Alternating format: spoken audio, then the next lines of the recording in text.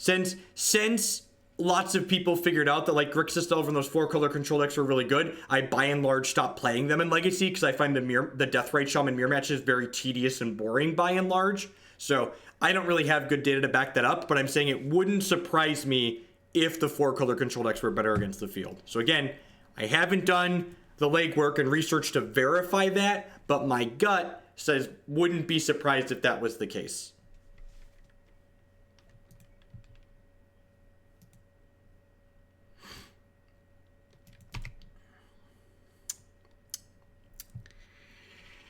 And we're playing against Tess, and we've chosen to put the cards Mother of Runes in our deck. Just remember, chat, every time you cast Mother of Runes and then are subsequently killed on your opponent's next turn, you have one person to blame. Yourself. The only person you have to blame is you when you cast Mother of Runes and then immediately die.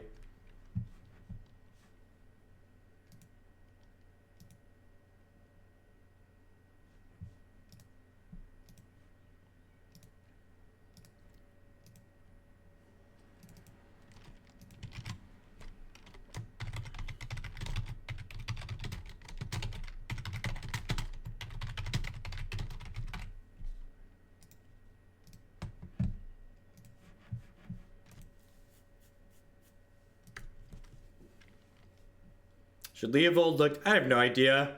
I don't know. Deathrite Shaman's almost certainly the issue. Like, Leovold's a much more fair card when you're required to pay 3 mana for it or put Birds of Paradise in your deck, right?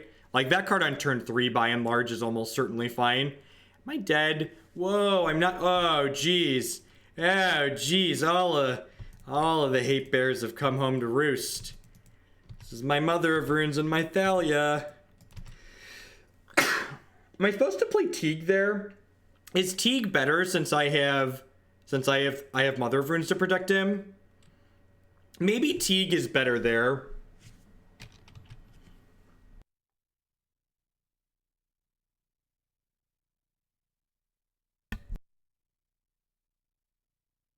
For those that aren't familiar, our opponent's Bryant Cook, so he's playing Tess, not Ant, so he likely has Burning Wish in his deck, so he can beat these Hate Bears game 1, whereas Ant is stone cold. If I thought my opponent was playing Ant, I would have slammed the Gaddock Teeg, because you're right, they likely would have been cold to it.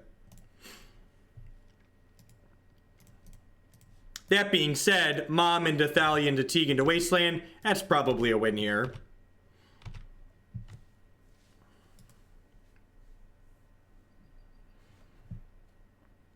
All right, so these come in. These come in. It's a choke. This might be a choke matchup. I don't actually know. Let's see how the sideboarding goes.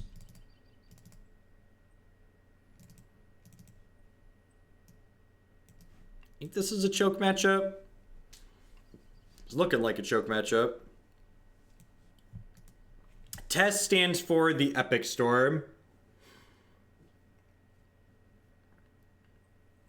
The problem, I think Deathrite Shaman should remain banned in Modern for the same reason it should be banned in Legacy, and for the same reason that Umezawa's GTA is banned in Modern. I think Deathrite Shaman just does too much and creates play patterns that are by and large undesirable. That's why Deathrite Shaman shouldn't be legal. From a pure power level standpoint, you're right. It might be fine. Now, I think Stasis is probably just too bad. I think there's probably like tier 3 and various tier 4 decks you can play, but like, especially in the face of like the 4-color control deck, like, they're just gonna Abrupt Decay and Call Against Command you into the ground. Ant stands for Ad Nauseam Tendrils, which is actually a funny name at this point because Ad Nauseam Tendrils is forgot to board out my Maze of Ith. It's good to know that there's a Maze of Ith in this deck. That should come out for the next game. Definitely board that out against spell-based combo.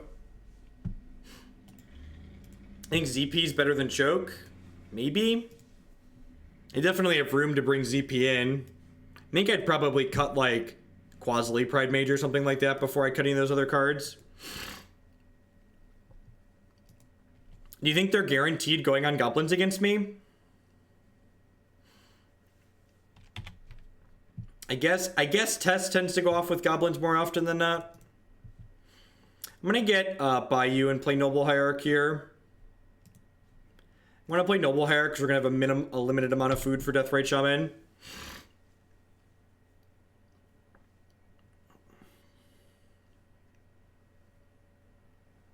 I have no idea. I haven't prepped or practiced anything for no ban list modern. The format sounds really degenerate.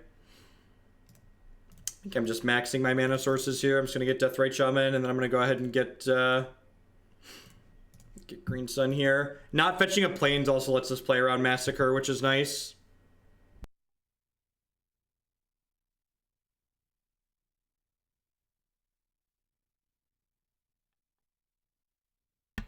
Howdy, James.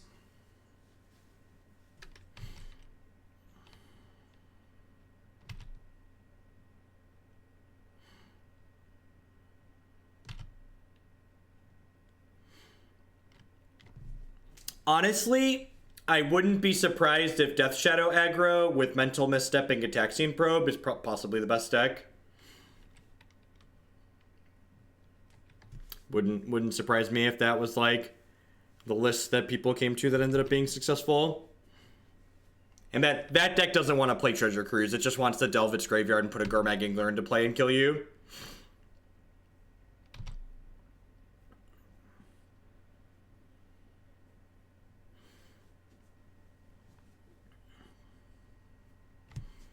I think Green Sun Zenith is fine. I think Glimpse of Nature is too degenerate.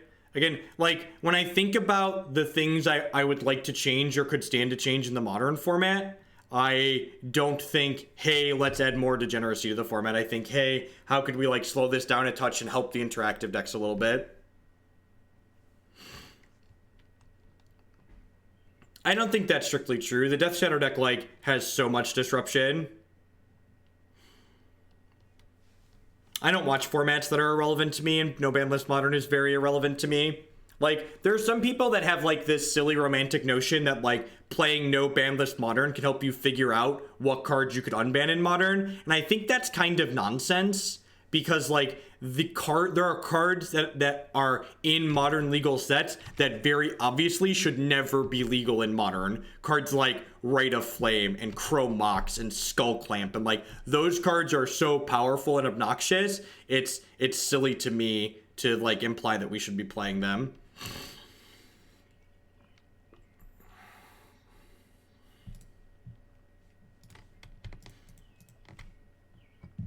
I'm gonna go get a Gaddock Teeg here.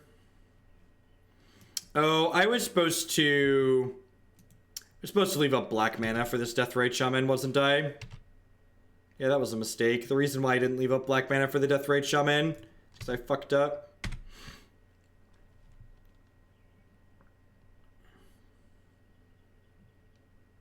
I mean, that's what Standard's for. If you want to theorycraft a format that hasn't been solved, I'll play Standard.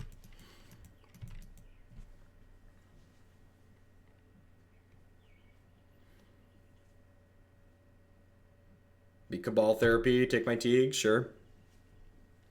If we draw a land, we can play and equip Sword of Fire and Ice, which is nice.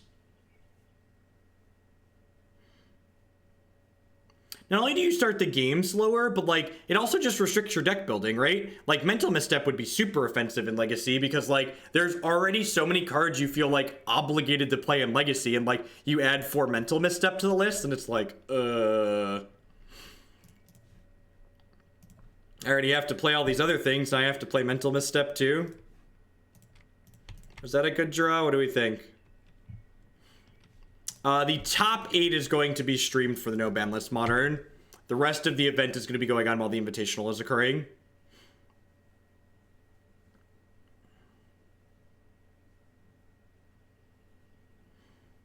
They'll post probably top 32 deck lists too. They just have, like, all of their bounce spells. Just drew 3 Echoing Truths, fair.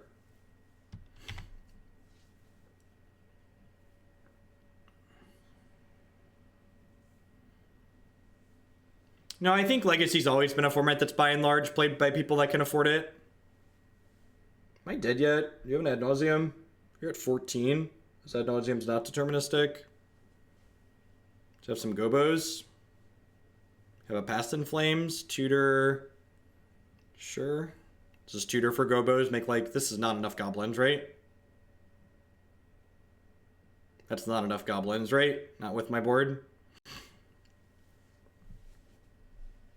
No, I'm not going to SCG Con. I'll be at a 5K in Chicago this weekend. Oh, they can take one of my things away here. That's interesting. I guess I kill them pretty quickly too, right? I just like, they have 9 power. They have to take my sword here, right? And then they like can't attack through my Canonist. Are we beating Tess with Mother of Runes? That seems so wrong. That seems so wrong.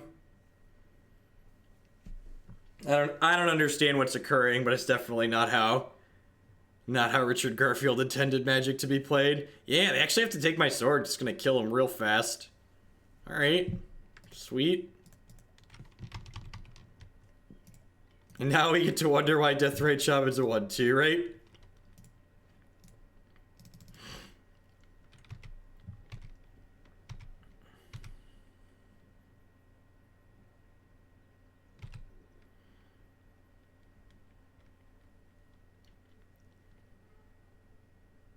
And like, my Grim Lavamancers are 1/2s, and they kill you very quickly, opponent. They don't require me to take 2 cards out of my graveyard. I can take a card out of your graveyard to deal 2.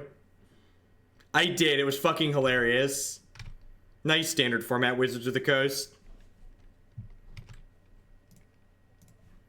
Nice standard format. I'm gonna get rid of this plane so it doesn't come back to bite us later. He basically just said cut all the cards and play red-black. Yeah, alright. Alright. I'm gonna run and grab a drink of water really quick. I'll be right back, folks. Thanks for hanging out. I'm gonna fill my water bottle.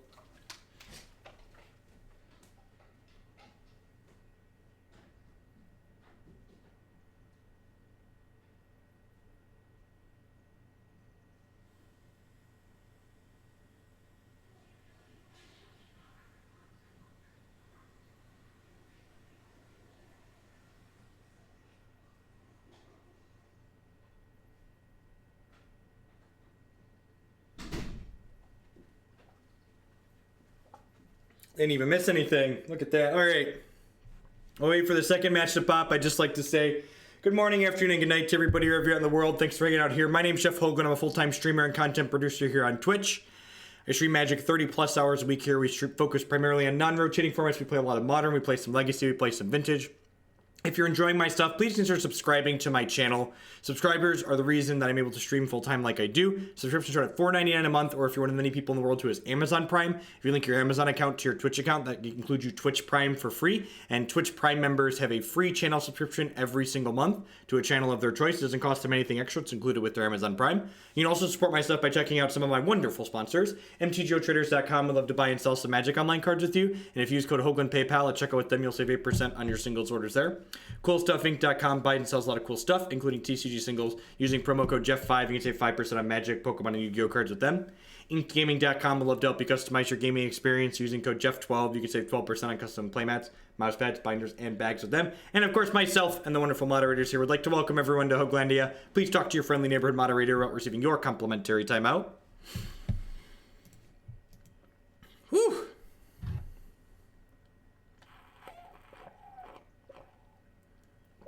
I actually really like this build of Maverick. As far as, like, Maverick goes, right? I really wish that these 3 cards were, like, more Noble Hierarchs than a Birds of Paradise instead of Deathrite Shaman, because this card would be banned, but the rest of this core is, like, really sweet. I like the inclusion of Tireless Tracker and Ramunap Excavator here a lot. I like the small Stoneforge Mystic package. I like the selection of sideboard cards. They cover a lot of matches from a lot of different angles. I should have a jingle, right? I shuffle them around on occasion, and sometimes other people add things in and such.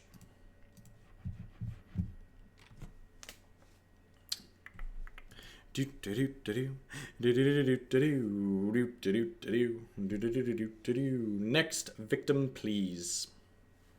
I would love to play first. Thank you. Mother of Runes loves to be on the play. God bless us. God bless us, everyone. They're going to think we're a real Legacy deck for half a second here. Bayou Deathrite Shaman. They're going to go, oh no. they're playing 4-color control. How could we ever beat 4-color control? And then we're gonna go, aha, Thalia! And they'll be like, oh, it's Maverick.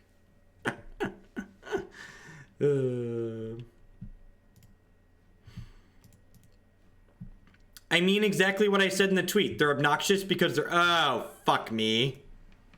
Stupid Magic Online didn't pop anything up. It just put a little 1 there in the revealed cards. I was too busy gloating.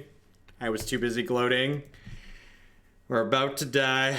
We're about to die. Should pay more attention.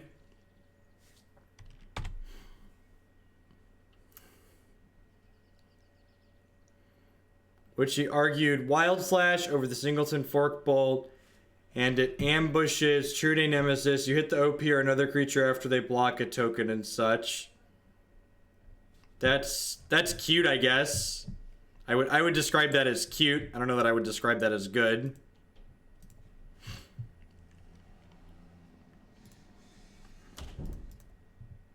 Every round of GP Madrid when I played it. Oh, Maverick, sweet. You want to do cute things.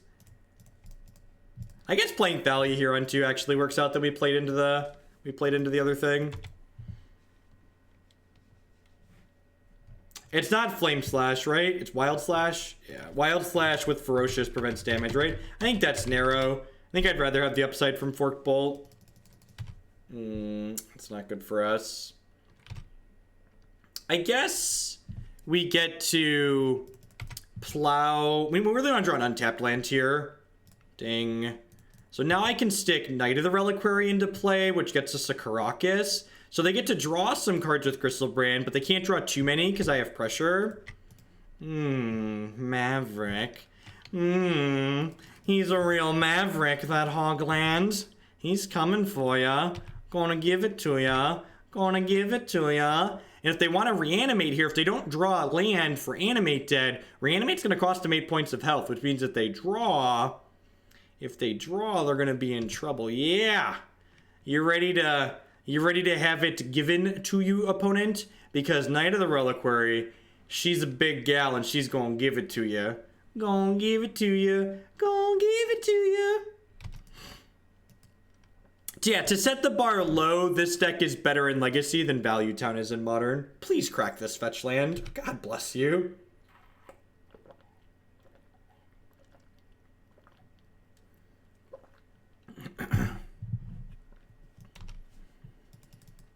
So the fact that they cracked the fetch land, there's a Karakas in my deck, right? God bless. Like I said, really like this build of Maverick. The last time we played Maverick on this stream, the list that someone submitted to me didn't have a Maze of Ith in the main deck, and I was like, what is going on? So since they fetched and went to 2, what's going on, Silverback? We get to Karakas this Mamma Jamma, and then beat them to death with this Thalia. What if we picked that up and then killed you? Excellent. Excellent. So, how are we boarding here? Ramunap Excavator and Tireless Tracker are bad. Gaddock Teeg doesn't really do anything. Pridemage is pretty bad. I don't think this is an Ethersworn Canonist matchup. I think it's not good enough. Umazawa's Jurgit doesn't do anything. I think I like leaving Sophie in here with the 2 Stoneforge Mystic. Sophie closes pretty quickly. You want to kill your opponent. Without Dr. Shaman, we wouldn't have been able to Thalia on 2 through Chancellor. Yeah, I think yeah, Dr. Shaman keeping it in check, right? God bless Dr. Shaman. I mean, it's slow, but like a lot of our cards are slow. Okay, destroying Animate Dead. Yeah, I'd buy that for $1. Let's trim this Scryb Ranger. I like that. That's a good suggestion, chat.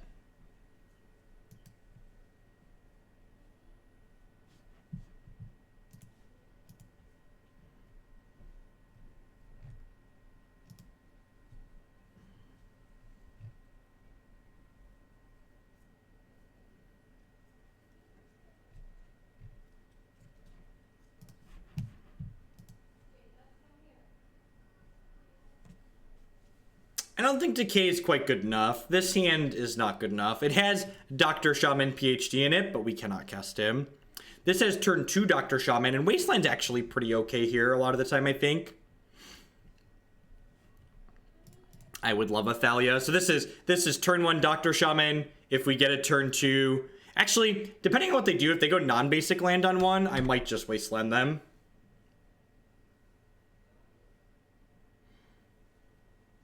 I actually really like this build, so I'll fight anyone that wants to tell me otherwise.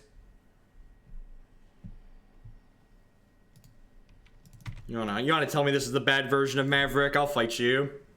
Into fisticuffs. I should have played the Wasteland here, because my opponent could, like, crack their fetch and entomb at end of turn, and that makes them get a swamp. You're gonna get a swamp anyways, fair.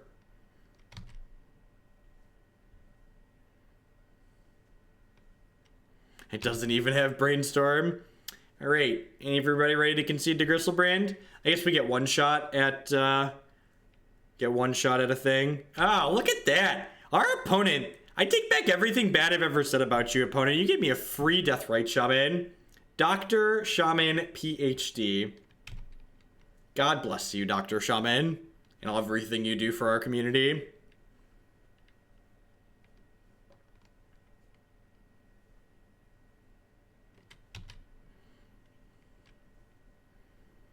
I don't believe half those terrible things the internet says about you, Dr. Shaman.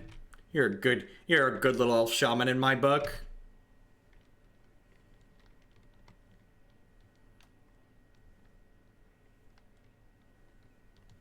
Yeah, back when we named decks to be adorable instead of naming them to be descriptive to help people get into the game and understand what's going on.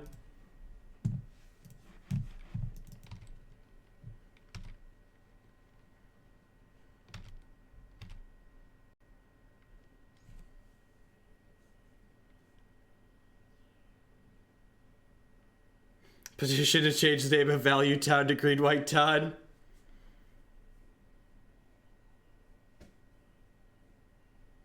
It's more like House, John Dorian, or Doogie Howser. He strikes me as a Doogie Howser, personally. Am I supposed to just play Knight of the Reliquary here? I feel like I'm just supposed to play Knight of the Reliquary here, right?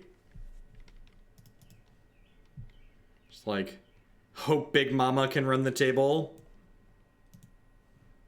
She's a pretty gal, chat. She's a pretty gal. Yeah, probably. This isn't my deck list, but I'd imagine Green Sun Zenith is one of the considerations. You also, like, want that slot to be something that's hard to kill, and Sahali's easier to kill than Sigarda by and large.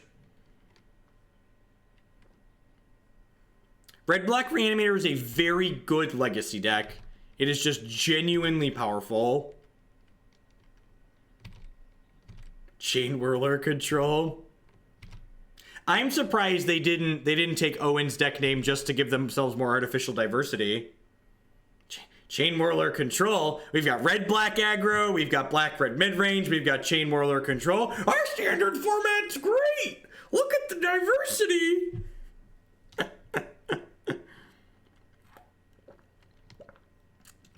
That's rude, opponent.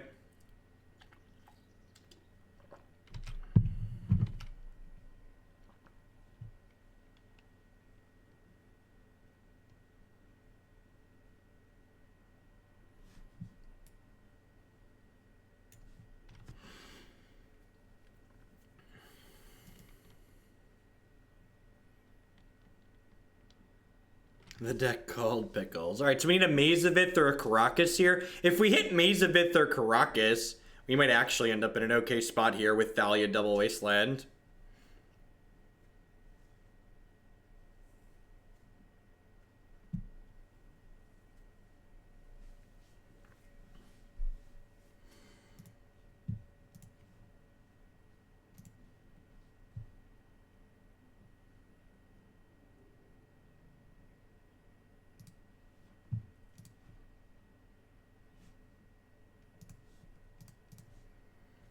I'll play Thalia first here. Nope, that was dumb. That was dumb. Now my plow costs 2. I've never played Legacy before. Give me a moment. It's been a while. It's been a while. It's been a while. I was like, I want the Thalia because then it makes their things, but it makes my things cost more too. Symmetrical effects, chat. They're very fair. They're very fair. Yep. I could have also sequenced in a way that left me leave up Deathrite Shaman. Yeah, that was super wrong. I should have just cast Plow and then... No, I couldn't leave up Deathrite Shaman. That was never going to happen. But I could have Wastelanded them, but I guess it's not going to matter because they had plenty of mana anyways. Yeah, it's not going to matter because they had plenty of mana anyways. And we could hit Karakas here or another Plow, so we're going to keep playing. We're not dead just yet, but we're pretty close.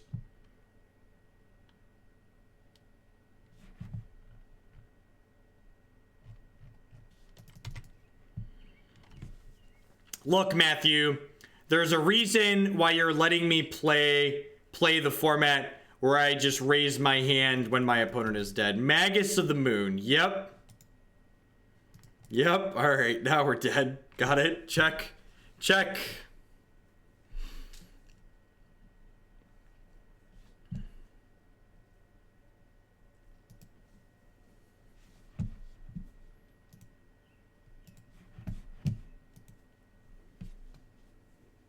The only people less intelligent than the ones that tell you Deathrite Shaman keeps decks like Red-Black Reanimator in check are the people that can somehow convince themselves that Gurmag Angler is the problem.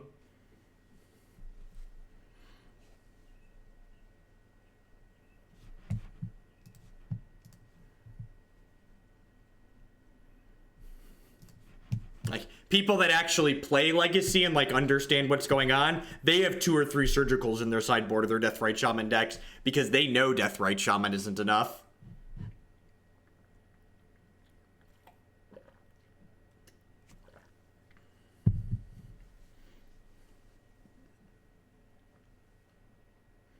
Big Fish has ruined Legacy. Oh no, I can't play my favorite format.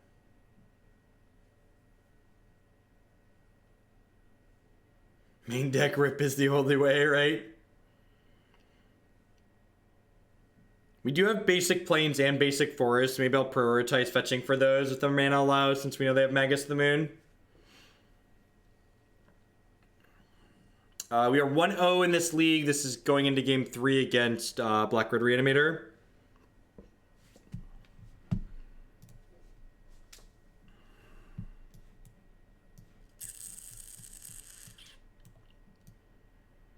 Part of me wants to mulligan this, but I actually think Maze of Ith is very good in this matchup. So I'm going to keep this. I think Maze of Ith is very good in this matchup. Swords to Plowshares is also okay, but Maze of Ith is very good. You gotta if you want to tell me I'm wrong, you gotta explain yourself. You gotta say Maze of Ith isn't very good because, and then explain yourself to me.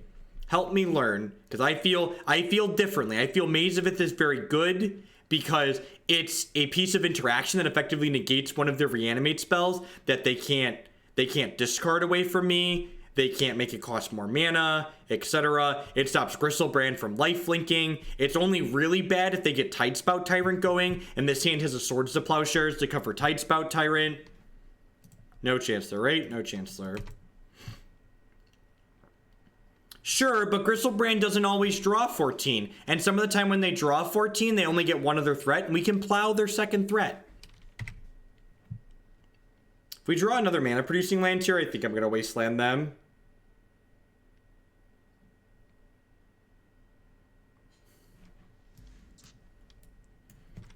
That's technically a mana producing. Am I supposed to Wasteland? I think I'm supposed to Wasteland them here, right? Like they mulligan to 5 and their deck is very mana light. Your soothing voice has put my kids to sleep.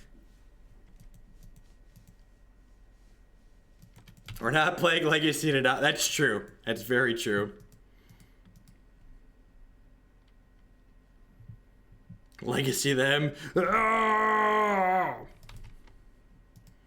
Welcome to Thunderdome.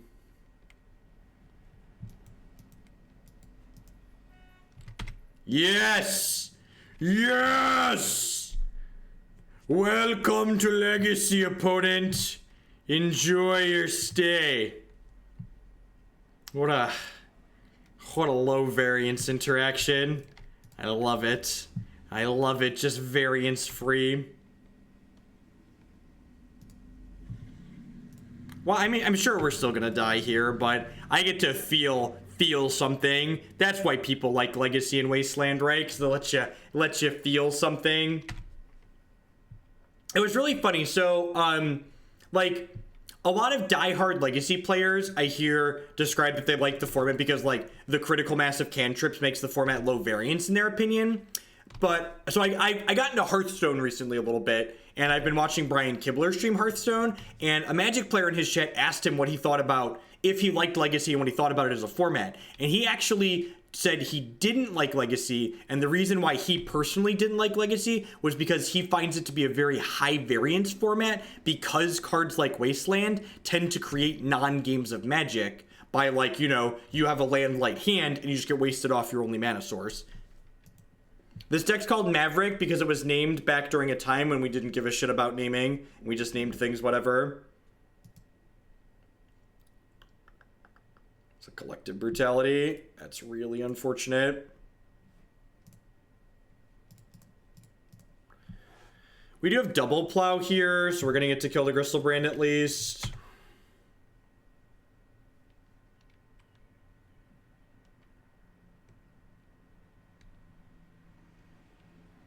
Whoa, they didn't have a reanimate spell. Wow, that's a big deal. All right. That's fantastic for us.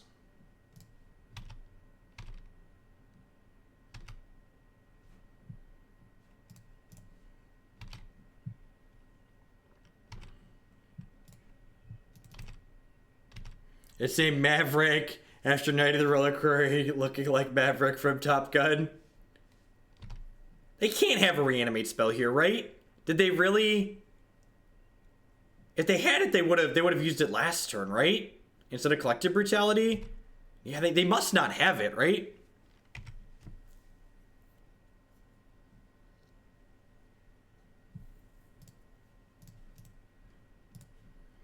think I'm thought seizing just to be sure.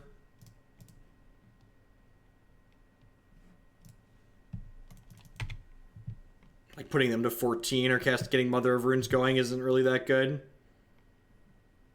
We have a lot of live ones here. We get 3 looks at a Wasteland here.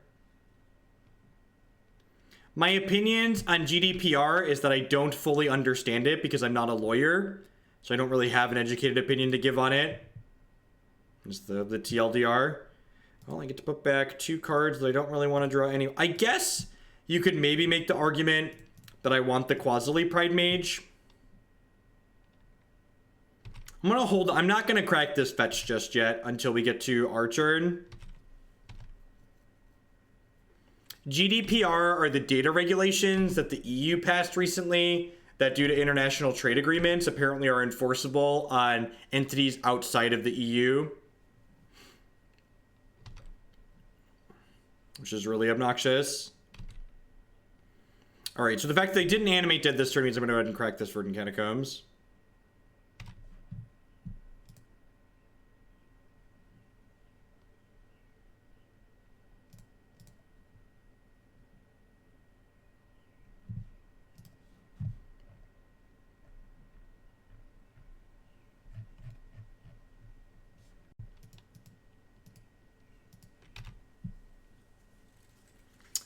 Oh, is that a good one? How do we feel about that one, chat?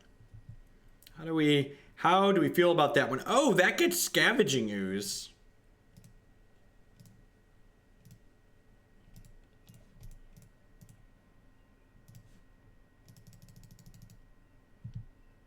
Yeah, GDPR is the one that made every site. Basically, it applies to every website that you enter data in.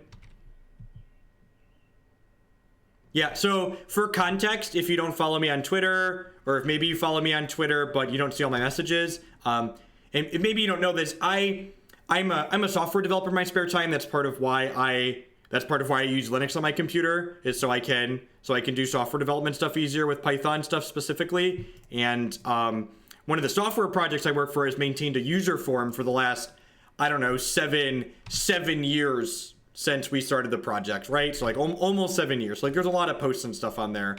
And the project doesn't make enough money to justify hiring a lawyer that would understand GDPR for us, and I didn't feel comfortable being liable for a €4 million euro fine should we somehow fuck up and not apply the regulations properly. So we had to close and delete the data that we had on the forum, so that way we didn't risk not being in compliance with these regulations, which was it was kind of sad, honestly. Like, you know, it was this thing that we'd like built and worked on, and like lots of people had lots of posts there, but it just like wasn't worth the liability to me personally, and nobody else that worked on the project wanted to take on that liability either. It's like we don't write the software to deal with legal bullshit. We write the software to, like, you know, we enjoy writing software on occasion.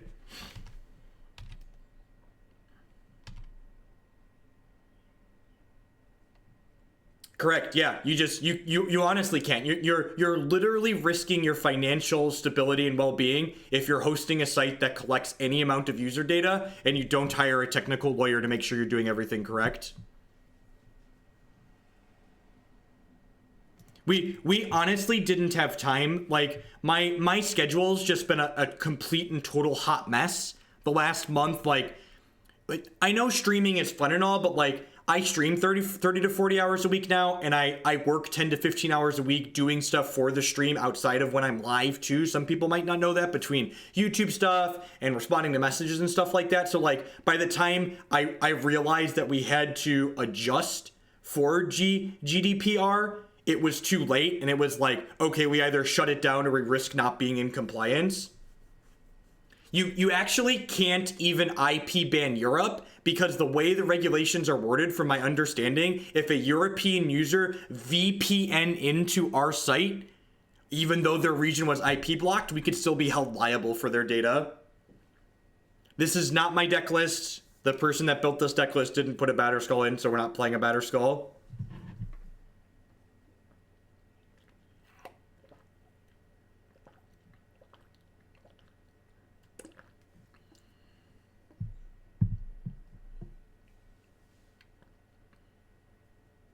Yes.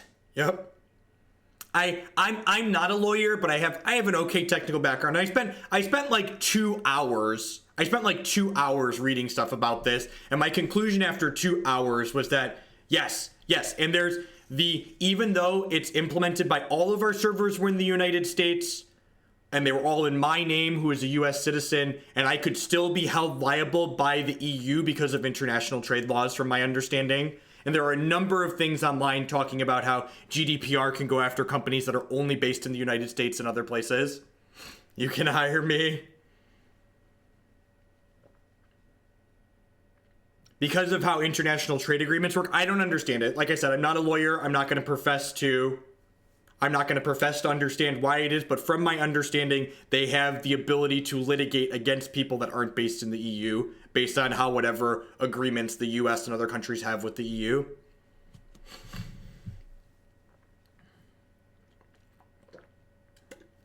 And my conclusion at the end of it, that it just like wasn't worth it for like the project I have, like we take in a small amount of donations, but it's like less than $2,000 a year, and our server costs are like $1,000 a year. So like by the time you pay taxes on the small amount of donations, we're already like basically operating at a loss. So like it just wasn't worth it to like hire a lawyer in the small time frame that we had. So basically what we did was we deleted our forums that we had for 7 years, and then we created a subreddit, and we're using Reddit and Discord now, because Reddit and Discord are large companies, and large companies have lawyers to make sure they apply to those regulations. So that way the liability isn't on me personally for any information and stuff like that. Am I being detained?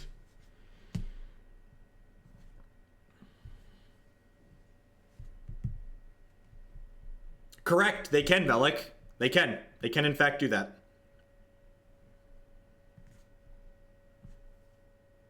We had to make all sorts of changes to the EU traffic. Yeah, and it's not, and again, like, most companies have to assume that everybody, all of their users are from the EU because of VPNs, basically.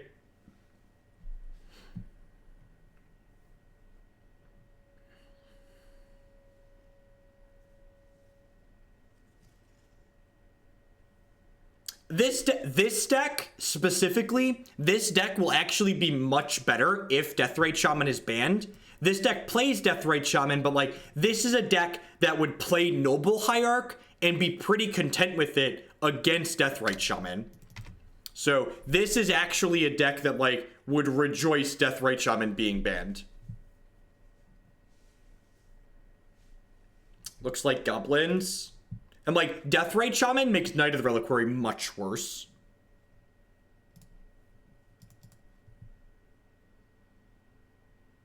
That's the confusing part. And I was confused by it too. And after doing lots of reading and research, all the people much smarter than me, some of whom have law degrees, say that they can in fact bring legal action against people outside of the EU.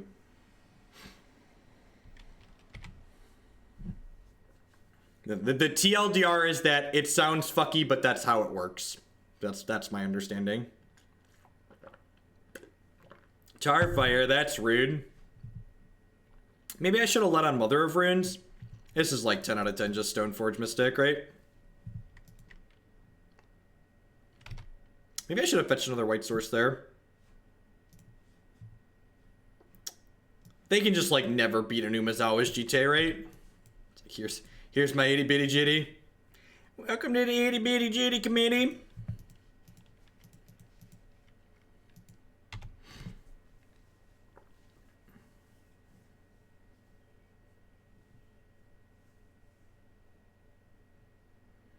So like, here's the thing though, chat. This is just like the whole GDPR thing, from my understanding too, is just like, it's just these companies protecting stupid people from themselves. Like, you should just read what the agreements are that the companies are giving your data to, and the companies that say they're going to do shitty things with your data, don't give them your information. Like, Facebook didn't lie. Here's a tip. If you're not paying for something, you're the product. That's a short TLDR on internet things. If you're getting something for free, they're selling you. That's how it works. You know why YouTube is free? YouTube is free because this is only opponents, right? Yeah. That's why you can watch YouTube videos for free, because you're the product. You're what they're selling. They're selling your watching habits to advertisers. I like being a product too. It's great. I'm a realist. And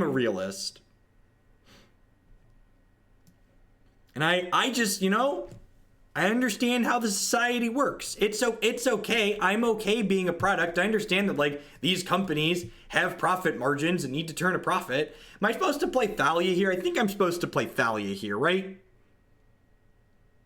Yeah, I can go Thalia here, and then next turn I can go Mom, Stoneforge, Cradle, Umezawa's GTA. I could also just go, nah. What year is it, right? At least someone values me. But I pay for YouTube. Well, if you pay for YouTube, then you're not a product, right? Because you're not getting served advertisements.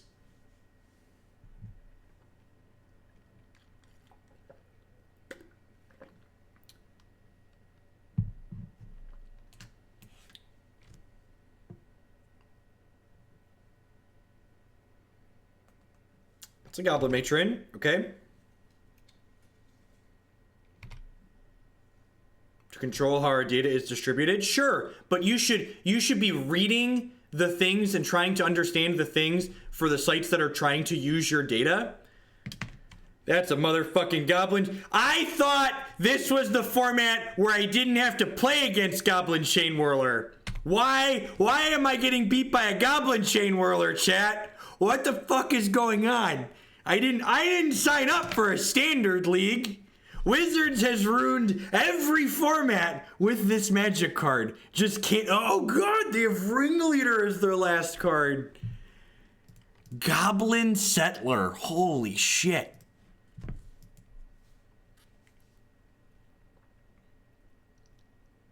All right, that's a mother Goblin Settler right there. Yes, it is. Okay, so I think we're getting out memed, chat. I was gonna say I'm not a meme expert, but that's a lie. I'm a meme expert, and we are definitely getting out memed.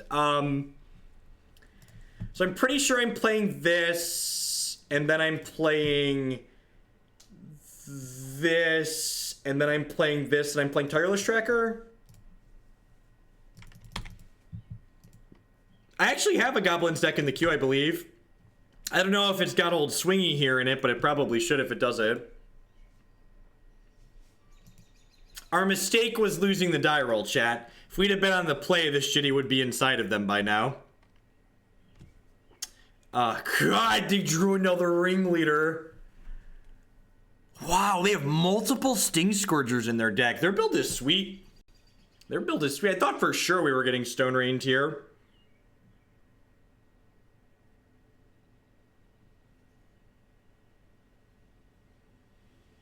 Yep, pick it up.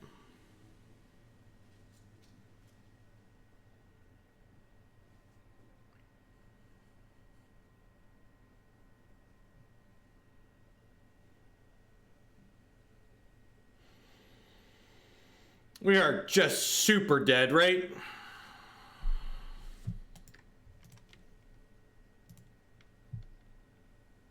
No, we just don't have. They have a Tarfire in their hand too here. If they didn't have this Tarfire, maybe we'd be okay. But they're gonna like Goblin Settler my land and then Tarfire me, and it's not a good scene. It's not a good scene. It's not good for us, chat. Just isn't. It isn't particularly pretty for the home team. The home team is getting their business pushed around. Thalia's pretty mediocre here, right? Let's trim to her here. The first strike is okay. The fact she dies to Chain Whirler is not very good.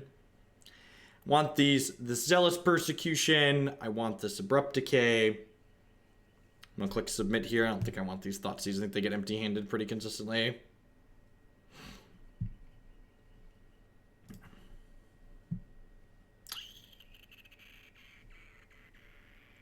Yeah, this is good, right?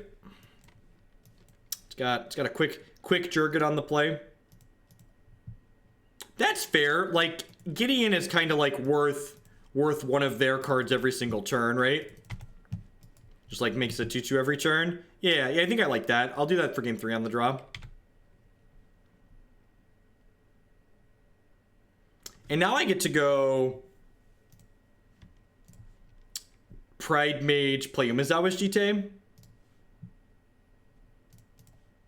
Because this will make 2. Need more coursers in our deck, right? The problem is post-board, they're going to have ways to deal with GTA. When's the next Ascendancy stream? Tomorrow or Thursday, probably. Towards the top of. We had people donate for a bunch of it the other day.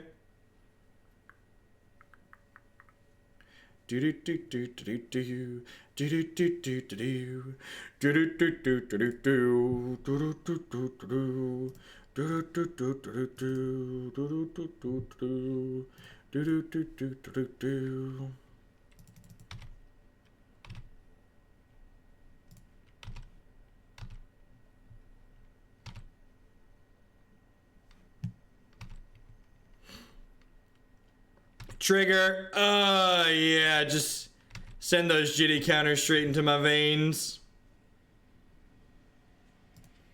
I actually have Grixis Delver in my queue, Maddie. Matthew, do you have plans tomorrow night after work? I have another evening stream tomorrow. I will bump Grixis Delver on the queue just for you. It's even the person told me to pick my favorite Grixis Delver list. Just for you, Matthew. Into the Dark. 10 out of 10 will do. Towards the People's Cannon. I appreciate the bits.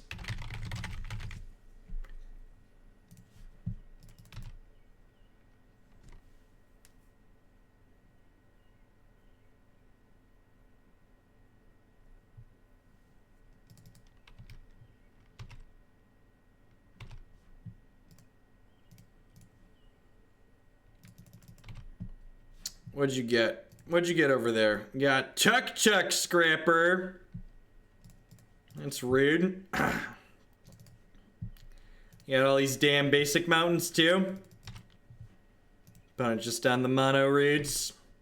Alright, so this Umezawa GT is going to push some damage here.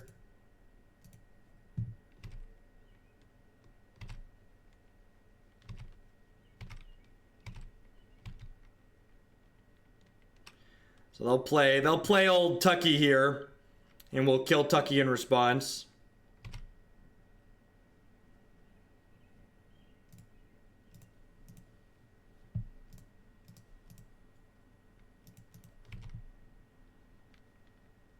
Call a doctor.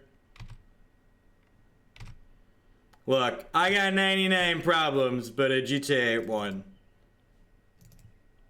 Gonna give it to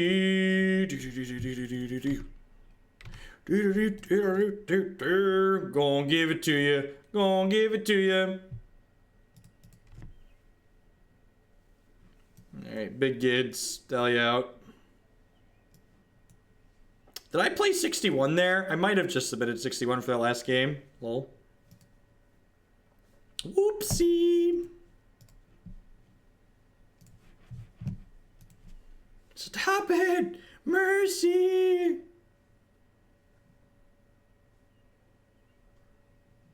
Boarding. They have goblins! Don't you want a surgical goblins? Get them! Get them!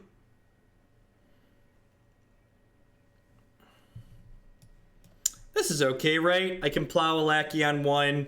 I can green sun up a Dryad Arbor if they don't have a lackey on one.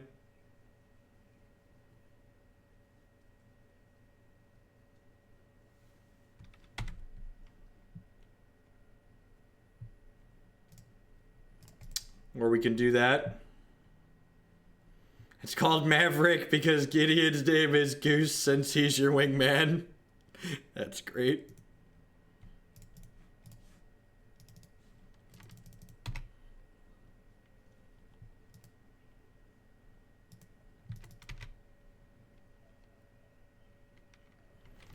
See if they have a Tarfire or not. They did mulligan. Yeah, Tarfire doesn't surprise me there. So what's the difference between Jund Rock and normal Jund? Jund Rock is I'm going to be building a Jund deck that doesn't play Dark Confidant. It's going to play 4 copies of Tireless Tracker in the main deck. Mostly because Tireless Tracker is going to give it to you. I'm going to get a Bayou here in Green Sun for a Dryad Arbor, I think. Just want to I feel like the games I lose here, my opponent's able to get under me, so I kind of want to use my mana efficiently every turn. No, we've just seen basic mountains out of them.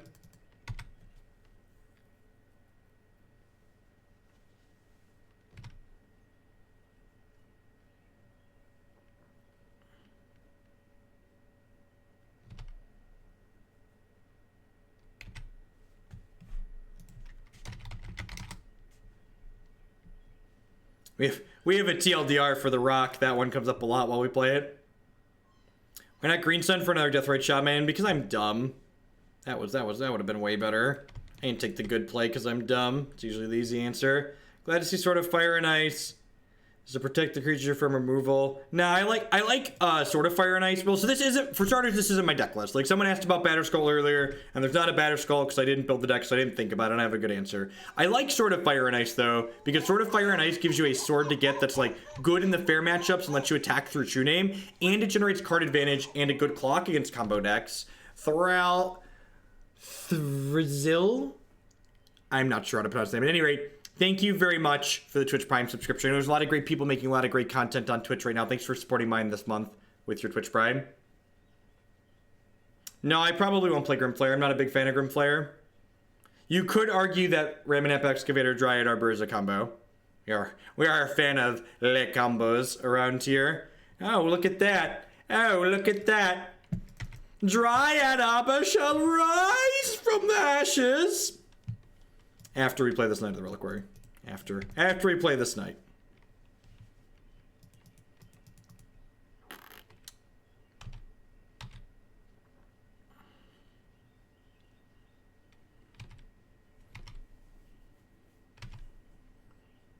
So I'm going to wait to attack with this Knight because I want to get a Maze of Ith. For those that aren't familiar with old Knight of the Reliquary decks, you can use Maze of Ith to give the Knight of the Reliquary pseudo-vigilance. And we'll give an example of how to do that next turn if my opponent doesn't concede. They're pretty dead at this point, though. They need, like, a ringleader off of this Vial on 4 next turn into, like, the Stone Cold Nuts to not be pretty far out of this. Where is my Maze of Ith? Right there.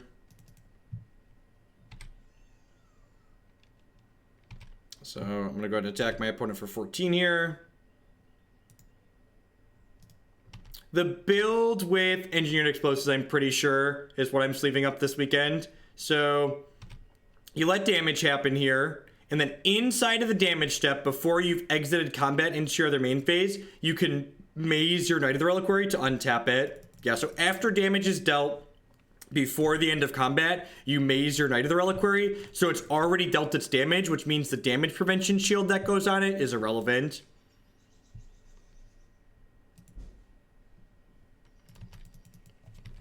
Your move, Yugi boy. Like I said here, they basically need Goblin Ringleader into the Stone Cold Nuts, and even that might not get it out of them with the Swords to Plowshares in my hand. Alright, here's the Ringleader. What'd you get? What'd you get? Instigator, Sting Scourger, Matron. Okay. Okay, you can Sting Scourger one of my Knights. Sure. A Knight to Scrubland for a fetch land.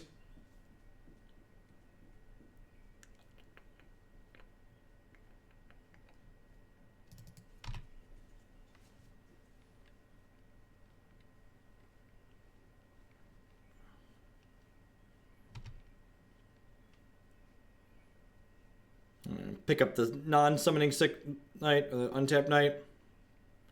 You're bouncing my tapped Knight, sure.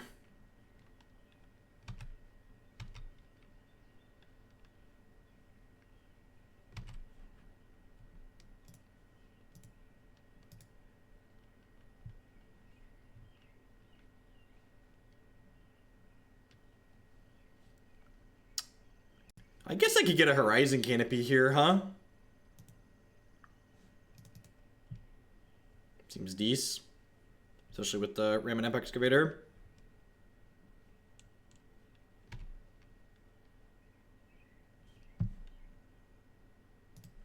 Actually, just going to play this other land out of my hand. I'm not going to bother attacking you with the Knight of the Reliquary here, because they get a free chump with the Sting Scourger anyways, so just go ahead and pass the turn here. This is a 4 echo cost. They get to go ahead and get something with Goblin Matron here.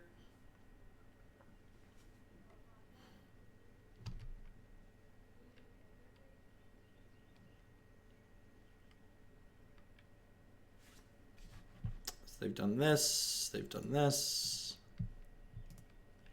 Freaky Kiki. That's hot. Betty in Gaming with the brand new Twitch Prime sub. Thank you very much. Welcome to the channel. Thanks for the support. I do appreciate that. There's a lot of different things you could be doing, different people you could be watching on Twitch. I appreciate you supporting my stuff this month.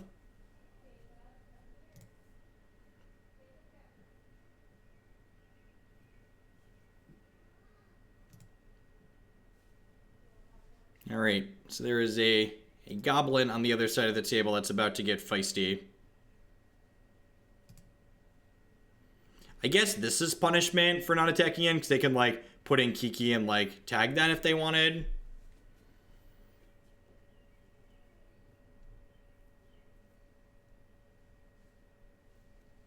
Well, this isn't my deck list, so I don't really have a great answer to that. Actually, I assume the reason is Green Sun Zenith.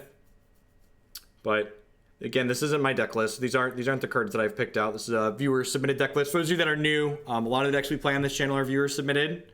So the last card is Warren Instigator here. So I assume they're going to try and Kiki something here.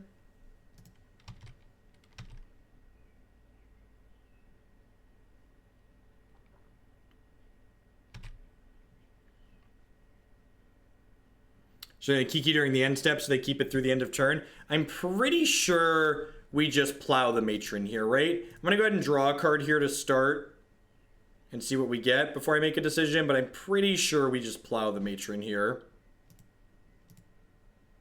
And then they're going to be almost forced to chump block next turn, right? Because of this Wasteland. So I'll grab this fetch, and then I'll fetch a Savannah, and I'll plow this Matron, putting them to 14.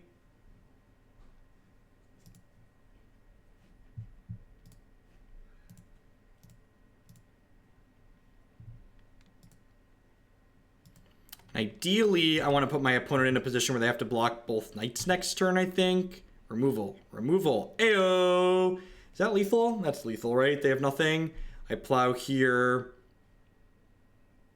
No, it's not lethal. It's close, though. It's close. It's real close. I can make my knights +3 right now. If I plow here, this puts them to 15. And then they block. No, that is lethal, right? This puts them to 15. And then they block here. And then they take 10, 11, 12, 13, 14. Wasteland myself, 15, 16. Never forget that you can Wasteland yourself. It's +2 on your knights.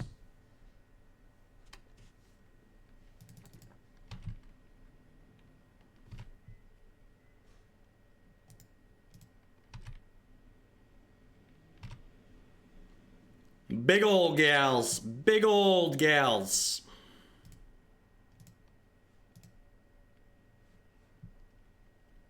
So that's 12, 13, 14, 15.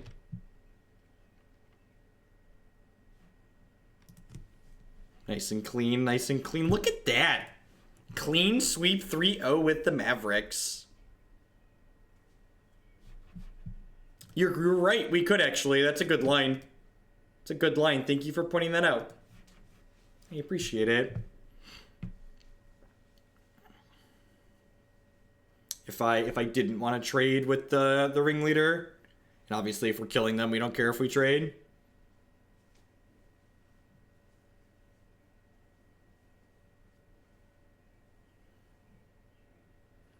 I mean, to be fair, we've played against a bunch of like tier 2 and tier 3 legacy decks from here. Like we've played against Tess and Red Black Reanimator and now Goblin. So like this is the legacy format that when people talk about legacy being fine right now, these are like the types of matches they're hitting at their LGS, right? These are the types of matches that like when people aren't all playing the $4,000 pile of Deathrite Shaman mush, legacy seems really open. And like the fact that it's so cost prohibitive to change to the decks that are really obnoxious like makes legacy feel a lot more diverse than it actually would be if deck cost was more fluid. I'm not going to get into what defines tier 2 and tier 3 decks. They're tier something. Whatever, dude.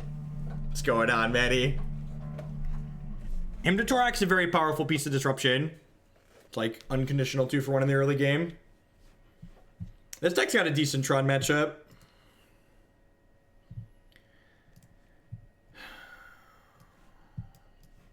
Alright, this is taking a minute to queue. We're at 2 gigs of RAM. Let's give Moto a re-kick here real quick.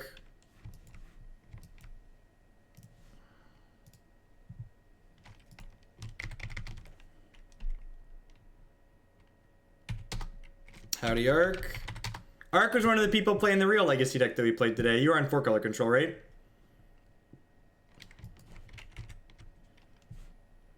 Have a sponsor page. Check out these wonderful banner ads. They're great. Card Sphere, they help you turn cards into other cards select with other players. There's no haggling. They just take 1% fee off the top. Mac Weldon, they provide premium men's clothing. Using code Jeff Hogan at bit.ly/Google Clothes, you can save 20% on your orders there. Captain Command with the brand new tier 3 sub. Thank you for that big level of support. Be sure to drop me a message in private to let me know what new deck you'd like to add to the donation queue for your tier 3 sub, or if there's an existing deck in there you'd like to bump up.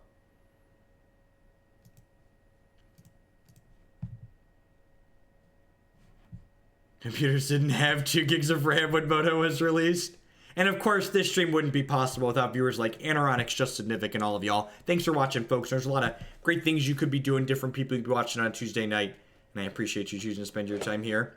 Yeah, exclamation point donation queue in chat. We'll get you a link to the donation queue. If you're interested primarily in legacy decks, the legacy decks are sorted under the modern decks. So they're sorted by modern, then legacy, then vintage and brawl. And then they're sorted by the number of points they have within each of those sections.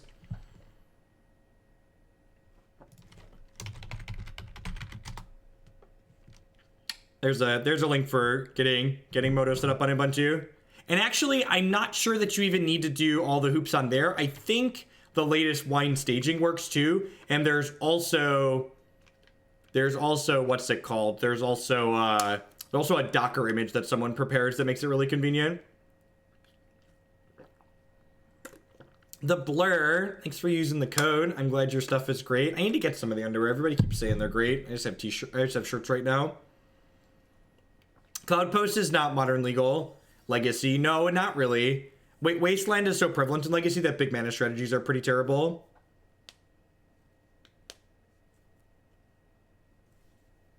It's okay.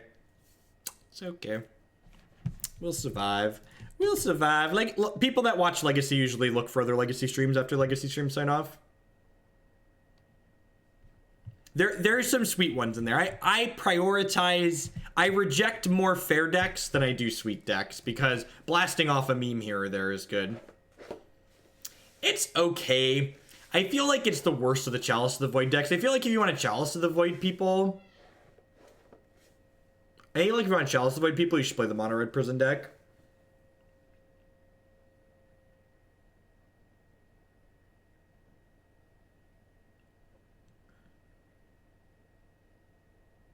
The worst Chalice deck is Merfolk, but otherwise I agree. That's fair. I accept your premise. When are we playing? I actually haven't played Brawl. It's going to be coming up soon, actually. Where is it? I think it's got almost 50 points now. Yeah, it's actually at exactly 50 points right now, so we'll probably play that. I don't know. Maybe we'll do that tomorrow night. I like to do the random one-off formats on Wednesday nights.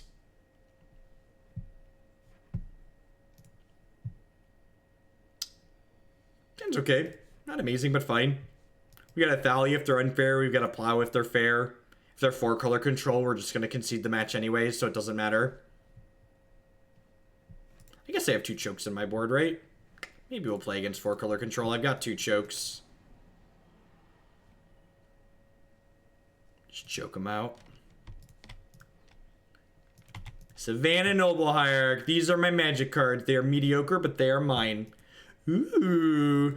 Ooh. Burn. Burn. That's exciting, opponent.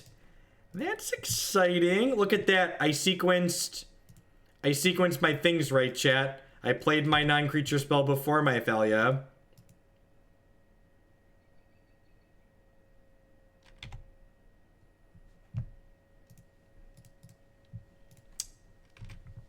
And grab a Dryad Arbor here. There's a good chance this... Yeah, they're stuck on 1 land. This Rift Bolt's probably going to kill Thalia here. Yeah, I'm not going to play out more lands, I don't think, here. Oh, Karakas. Yeah, I'm dumb. Karakas would have been much better. Much, much better. I concur. I concur. Look, I haven't played a lot of Death and Taxes in recent memory. The deck's really bad. The Trixies will get you. It's the first time that's come up tonight. Found the second land anyways. It's probably fine. I really didn't want to play more non-basic lands out is what I got caught up in. Just because, like, having more than 2 makes Price of Progress really good.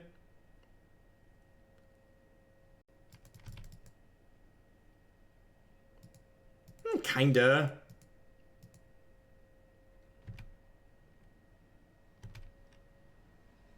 Jitty. Stoneforge. Dr. Shaman, PhD. Welcome. Welcome. What are you studying today? Oh, you're studying gaining health today. That's convenient, Dr. Shaman. Because I forgot to fetch a black source.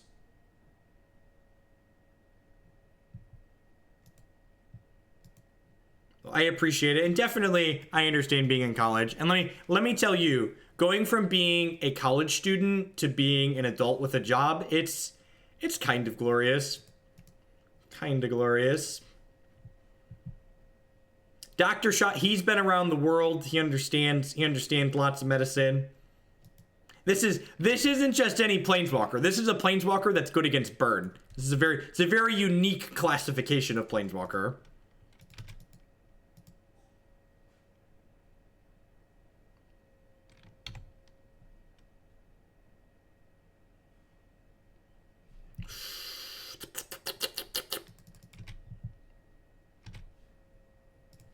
The best part about, I don't have to play around skull cracks in this format, right? So I should wait on Dr. Shaman here.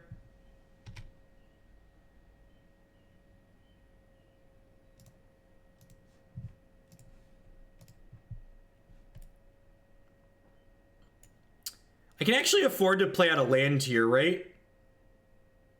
Nah, I'm just going to insulate myself against price extra. A big part, in my opinion, a big part of what's made Death and Taxes much worse than it once was is the fact that the decks that it once had very good matchups that it preyed upon, the low, I guess I got by that. I should have played this out on my turn so I could respond to a Price of Progress. Opponent played that well, responding.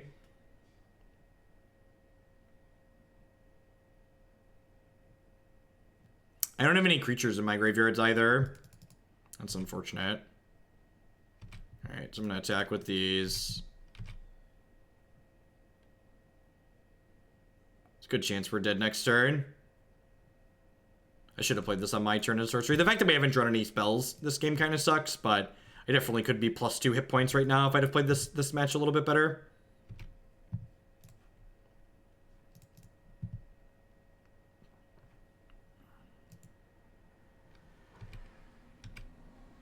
Oh, you know what? I just fucked up again. Stop. Oh, no, I can't do anything. I should have untapped this now, because then I could return another one on their turn and only take 2.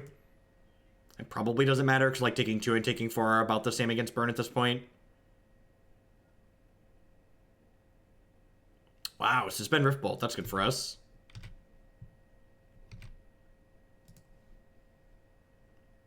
Untap you, return you. Is Scryb Ranger Dr. Shaman about to get there? Oh, they're killing Dr. Shaman. That's really unfortunate. Oh, wait, they're bolting me? Deal. Sorry, I didn't finish the thought. So, Death and Taxes, the decks that it preyed upon were decks that... Sure, I guess. I'm not sure why we slow rolled. There weren't any creatures in graveyards, but okay. The decks that Death and Taxes tend to really prey on now get to play Birds of Paradise in their main deck. So like the decks that you wanted to beat up by wastelanding, importing them, and sticking them under Thalia, like have a main deck way to fight against that now. And that's a big deal. I think we actually don't sideboard anything here. Maybe this, nah, the Gideon's not even good because Thalia's good in this matchup. I'm just going to click submit here. We really don't have cards on the sideboard for burn. Sorry, I'm referring to Deathrite Shaman as Birds of Paradise. We have Qasali Pridemage for Vortex, so I think that's fine.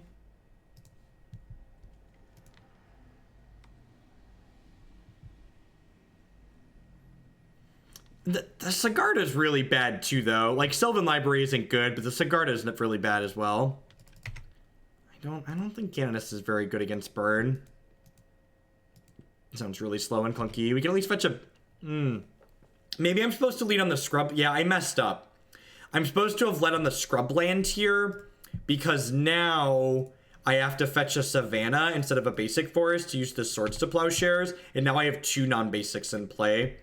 So if I would have sequenced with the Scrubland first, I could have fetched a basic forest this turn, which would make me more insulated against Price of Progress.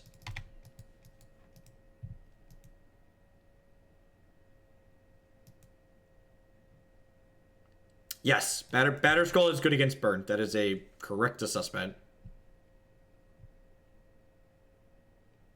There are only 2 There are only 2 Stoneforges in this deck, so, like, the chances of you drawing a Battle Scroll and not having a Stoneforge are, like, reasonable. Yeah, we do have Wasteland and Night. That is true. And, like, I get to put my Pretty Lady into play this turn. Get to attack them for 1.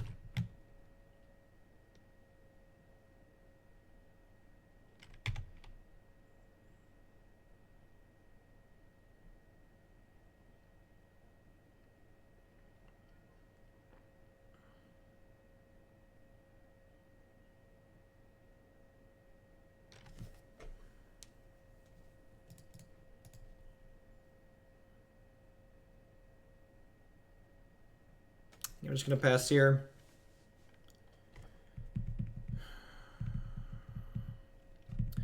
I guess I can Scryb.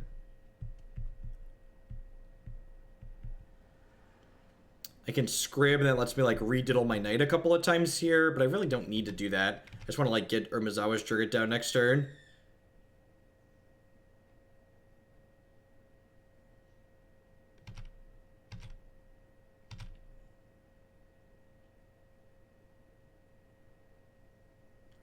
They have, like, a Smash to Smithereens. Being conservative could be bad, but I think being a little bit conservative here is fine.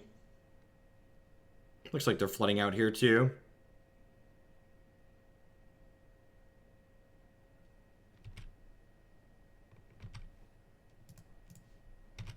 What does this attack mean? This is a weird attack.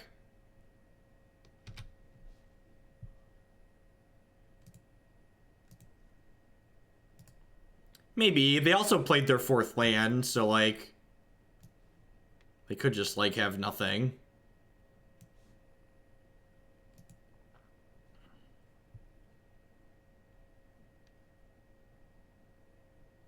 Volcanic Fallout's an interesting one. Yeah, I can see that.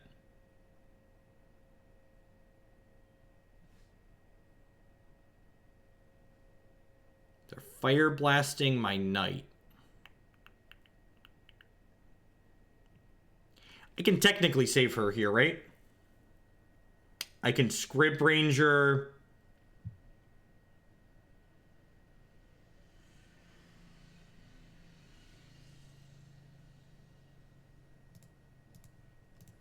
And then we kill them very quickly here. Yeah, I think that's worthwhile. We're just going to kill them super fast.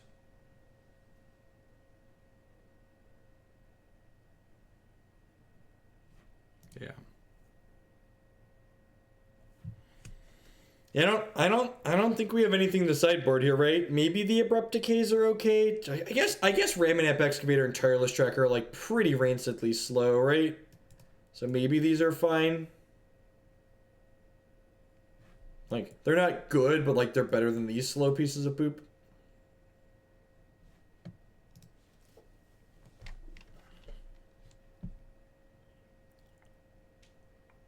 I don't think Canonist is good enough.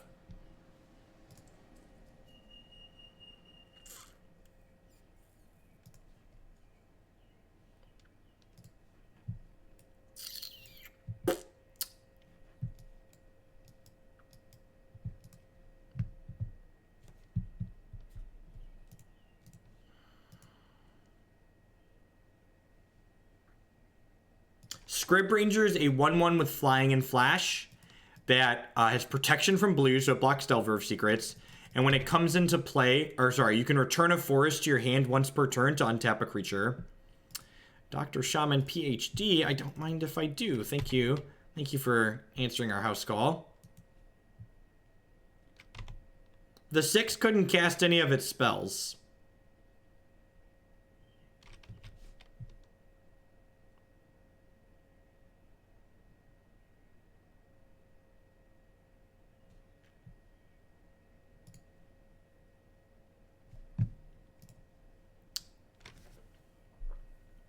So I just play Thalia here, right? And then, like, that forces them to kill Thalia.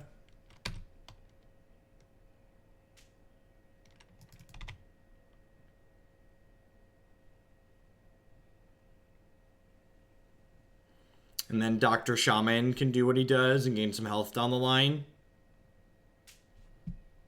Land, please. God bless. Alright, sweet. That's a good series for us. So... definitely playing that. Knight of the Reliquary is only a 2-2 here. Do I just go like Pridemage Pass? I think it's Pridemage Pass. I can like gain 1 by eating my Thalia here.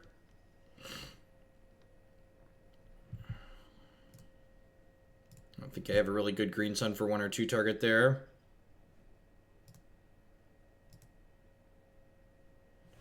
I could Green Sun for another Shaman. I kind of like putting the Pridemage into play because it can trade with the Goblin Guide though.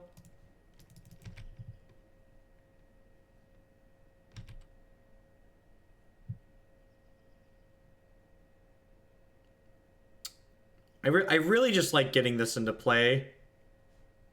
Or getting this into play because it stops this from happening. Well, Scooze doesn't gain more health than Deathrite Shaman does. So I think Scooze is a little bit medium at the moment. I want to prioritize getting the most health, I think.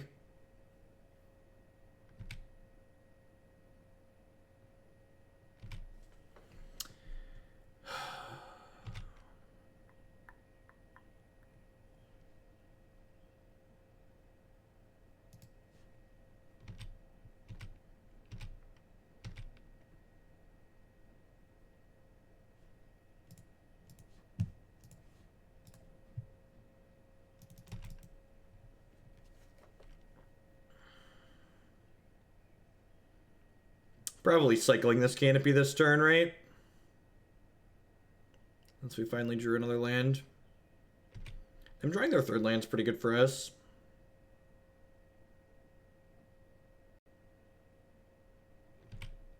This is Magic the Gathering Online. You can download this at mtgo.com.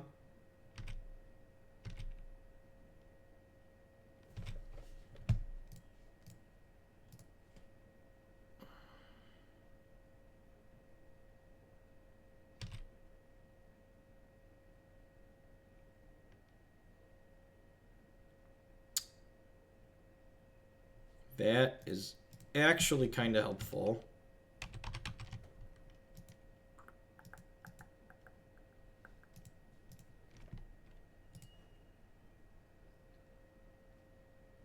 Because it means it turns off Fire Blast.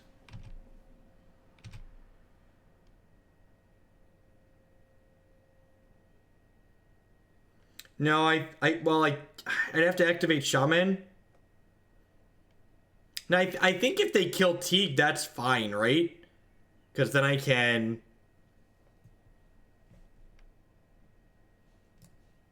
yeah, I'm going to attack here for that reason. Because, like, if they kill Teeg, that gives me 2 points of health. So, like, it's kind of like a win-win, right?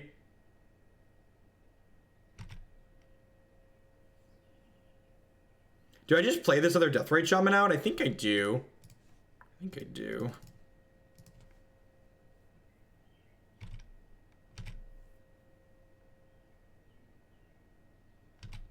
I assume we're dead here. You get Price or Flame Rifted or something.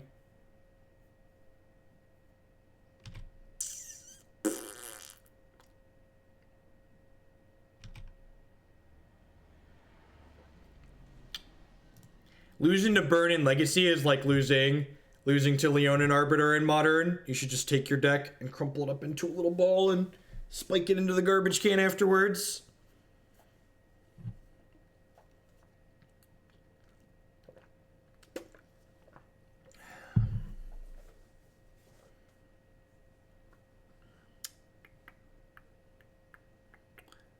That's another thing Deathrite Shaman did for the Delver decks. Deathrite Shaman in combination with the other efficient disruption and threats that Delver has, like Grixis Delver actually has a decent burn matchup.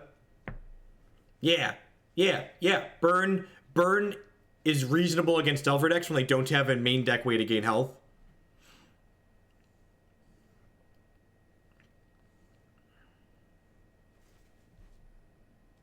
I disagree with that assessment.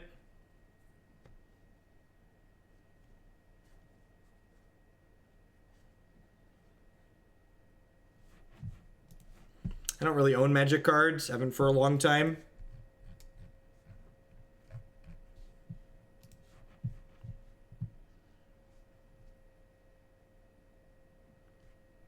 It would have a hard time with combo, but it would go from having, like, almost no good matchups to, like, having decent matchups against the fair decks. So they don't just get to main deck a bunch of... They don't just get to main deck a bunch of life gain.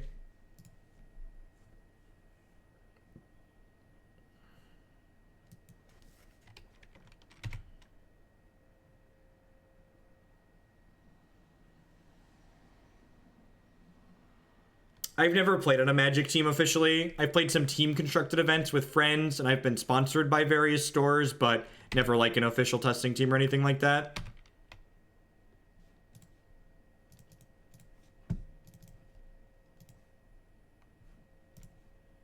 I think it's right to just get the Dryad Arbor here.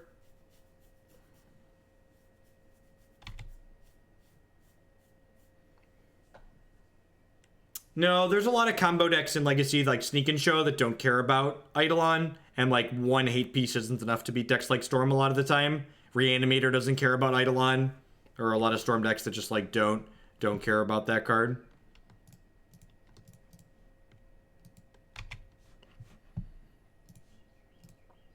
Like Storm can literally kill you before you put Eidolon into play when you're on the play.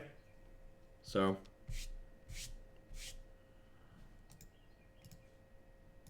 For those that are wondering why I'm conceding,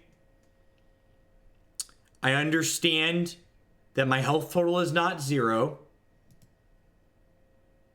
but we're not about to win what's going on there, so I'm gonna move on to the next game. All right, so we got some chokes, we've got some Gideons, we've got the Sigarda. I think it's worth bringing in Canonist against their Snapcasters. I think that's actually okay. These Swords to Plowshares are pretty bad. I think the Thoughtseizes are okay here.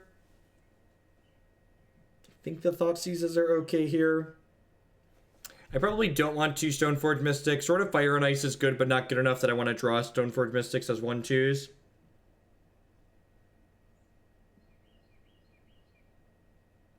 Opponent's playing Miracles.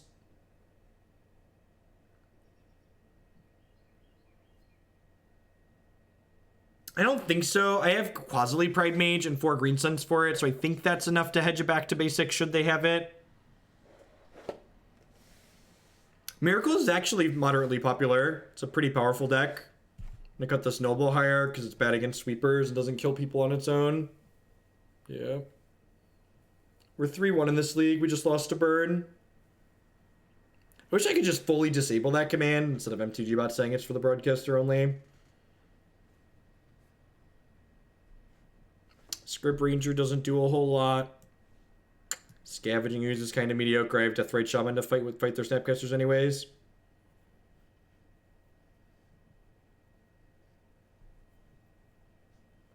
I play Magic to have fun, and like timing out slow Magic players on Magic Online like it's bad content by and large. Like maybe if we were like really far into that match and like I'd concede a game that we were like guaranteed to lose. But the fact that like it's like turn 2 or 3 and we're like very like unlikely to win, I'm not gonna sit there and run their clock down for the next 20 minutes. It's very boring. My goal is by and large, like I'm at the point in my life where the goal is to creating interesting Magic content is worth far more money than running out my opponent's clock and winning several more Magic Online fun bucks because I ran their clock out. I don't really have a good answer to that, Sinbred. I'm not sure there's any cards that you explicitly need in Modern.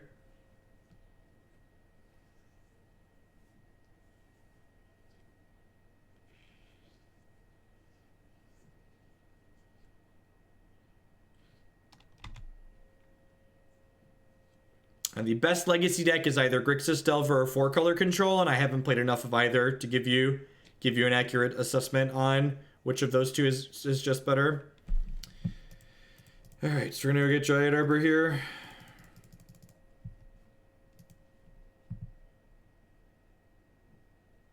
Yeah, if you missed it, we conceded Determinist game 1, so they're definitely playing Miracles.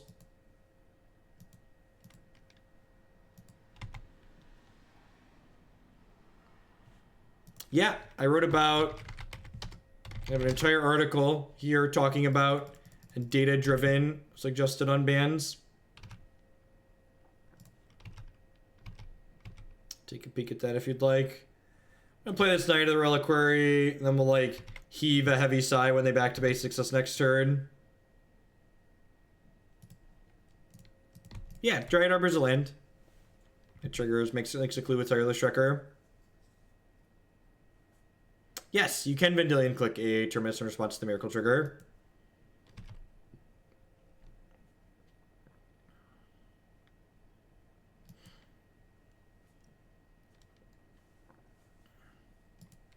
Honestly, the more I play with and against 4-color control, the less I'm convinced that it's not as good as Delver against the field.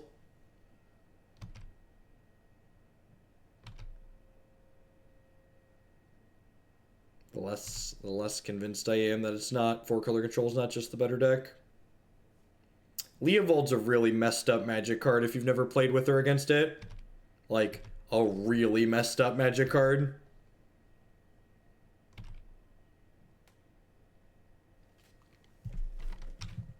Attack with Thalia here. The Burn Pit with the big donation there. Keep up the great work, deck. 1 deck, 3 leagues, plus Democracy. That's a lot. Black, green, mid-range. Oh, look at that. You've got trackers and stuff in it. God bless you. God bless you. That list looks great. Thank you, Burn Pit. I'm going to crack with this, I think, and then we'll probably play Tracker post-combat. I don't want to play Choke into a counterspell. I don't think anyone's played enough of the format, Thar, to really have a good grasp on, like, what could potentially be good or bad in Immortal. Like, it might be great, it might be terrible, but, like, the realistic answer is probably that we just don't know. I think at this point, I'm going to go ahead and play the Tracker, leaving Karakas up so I can save Thalia from a Terminus. Immortal is the non-rotating format in a card game called Hex TCG. It's a digital card game that I stream on occasion. I streamed a little bit of it this afternoon.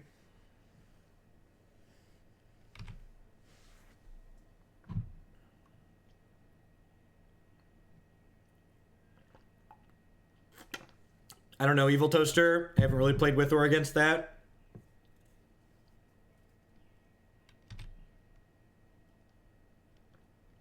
Yeah, and ideally, like, while we have things in play, the only reason I'm extending another threat into a possible sweeper here is because, like, this Tireless Tracker is going to draw a lot of cards if it resolves here.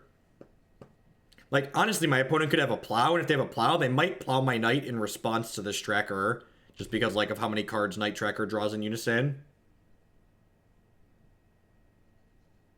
Yeah, so I'm actually going to Knight the Dryad Arbor here, so that way I have one less thing to get swept away. I'm going to grab a Flooded or Windswept Heath here. Gain 3. This is going to come into play before we let them untap. We'll go ahead and crack this. That way we can get a clue guaranteed. Oh, I could Knight for Cradle. Fuck.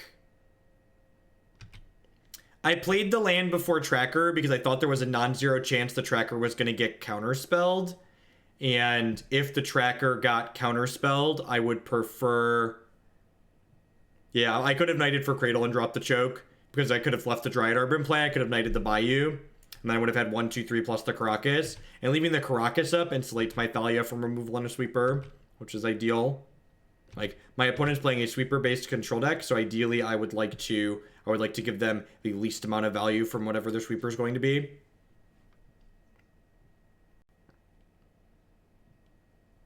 Now I'm about to lose this to a click. Oh, we're gonna... Sure.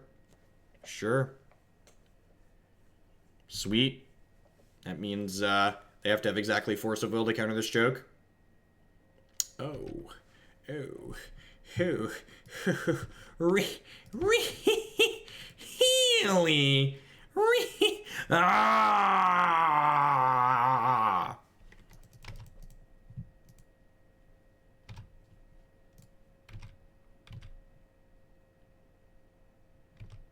First strike.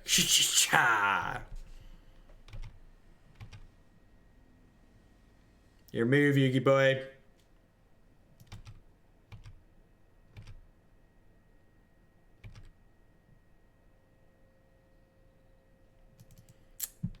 Yep, Just gonna keep giving him the business here. I think we just Green Sun for Teeg here, right?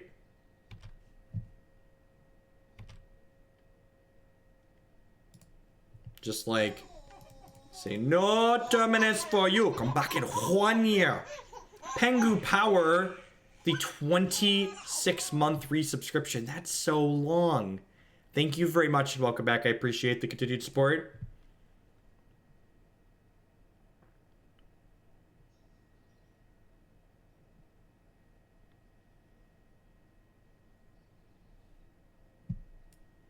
Wow, so they must have just drawn that one.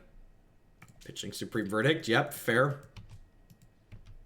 No, we know what their draw step that turn was.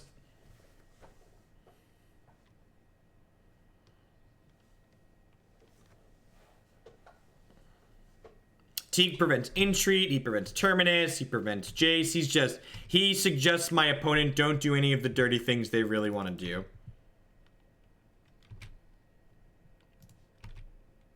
I really feel like people overstate how much of a disadvantage the card loss from Force of Will is in these fair matchups. Once upon a time, I think that might have been true when like Temur Delver was the best deck in Legacy. But the current fair matchups in Legacy really feel to me like quite often that they revolve around one key card resolving on one side of the table or the other. So leaving a card like Force of Will in against my deck doesn't seem that unreasonable to me when like single cards like Choke or cards like, is this the Disenchant? Okay, maybe they had the Disenchant, which is why they had the Force. No, I mean Temur Delver. Because Temur Delver is a descriptive name. That's a good name. Yeah, I think boarding some forces out is fine, but like the matchups feel so... Yeah, the tempo is just as important as the card advantage. Yep, exactly. Like the tempo that Force of Will allows you to generate in these matchups allows you to make it and bridge the game to a point where you are playing your powerful card advantage engines, basically.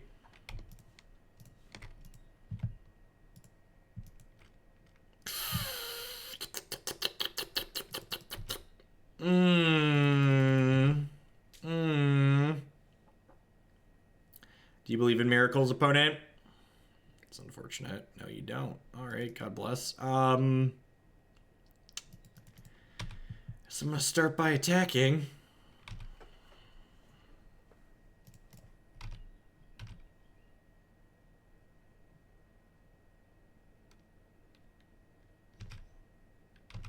She gone.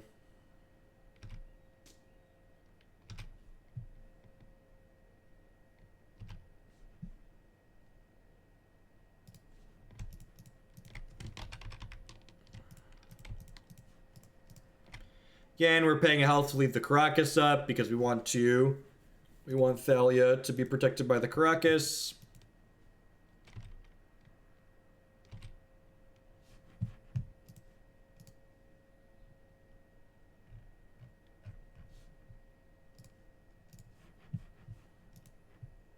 The Bear Factory. Dr. Shaman PhD. With the brand new... I would like to think that I might have encouraged that Twitch username, but if I didn't, that's an excellent username. Thank you for the Twitch Prime support. I appreciate it. Welcome. Welcome, Dr. Shaman.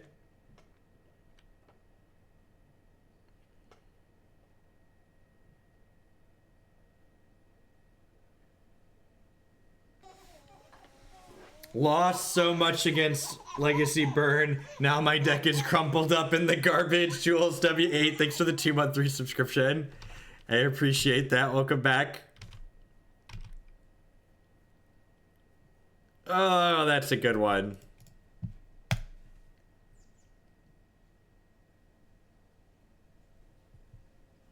I am the Stinger. Used my parents' Prime account to get another free sub. This account was very much just renamed. Well, thanks for doubling up, Sticker. I appreciate it. I'm just like plussing Gideon and slamming here, right?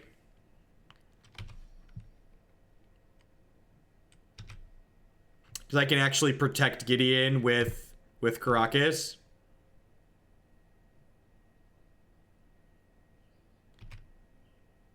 Oh, you know what? I messed up. I should have played Ethersworn Canonist outright to play around Snapcaster Mage here. I would have forced him to make a play.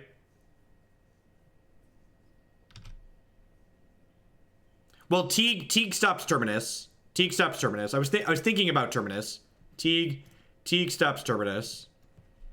I was not thinking about Snapcaster. Snapcaster, I should have played the Canonist.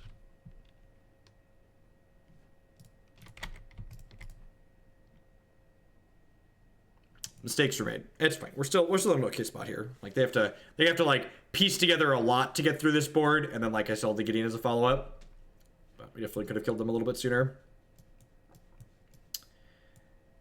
What's your favorite LED deck in Legacy? If you are a Legacy fan and you haven't watched the Tin Depths video that we played the other night, as soon as I am done streaming, you should go watch the Tin Depths video. It is quite possibly the best Legacy meme, most powerful Legacy meme that I have ever played on stream. It is quite excellent. Just A+.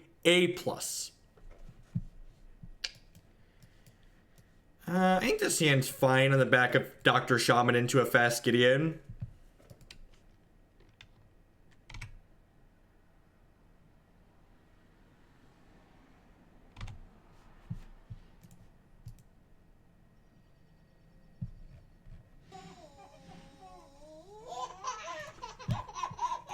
Boop!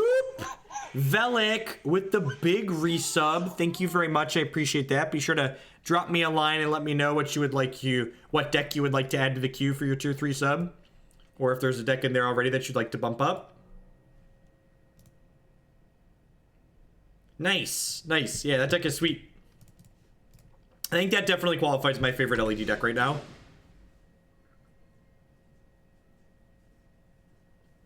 Yeah, that was a specific choice. So I think Treasure Cruise is a little bit easier to be splashed. So like the fact that Dig Through Time comes with more of like an actual cost, I think is a big deal.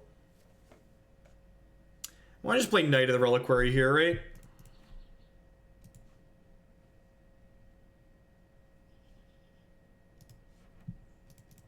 I don't want to play Teaglesworth because Teaglesworth shuts off Gideon. It's my favorite deck in Legacy in general. I don't know if I have an answer to that up front right now. I'm really like, from a competitive standpoint, I'm not a huge fan. I think there's a lot of sweet decks that you can be playing in this format, but I think from a purely competitive point, I'm not super in love with it. Honestly, the Tin Depths deck is just like super up there. I think that deck is really sweet in general. Teeg is also a combo with Green Sun. You're not wrong. Teaglesworth is a necessary evil. We love him for the service he provides. I'm going to fetch a basic Plains here, just in case my opponent has back to basics. We can, like, kind of play through it.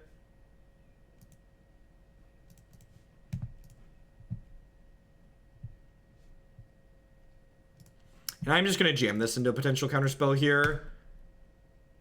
Like, the odds of this resolving the longer we go don't get better.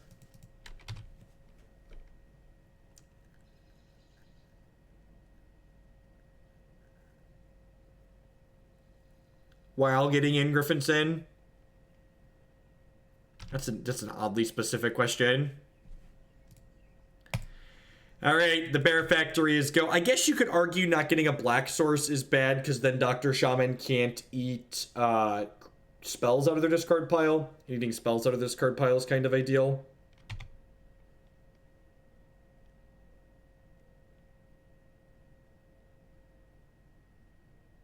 I'm going to Green Sun for Tireless Tracker next turn, I think.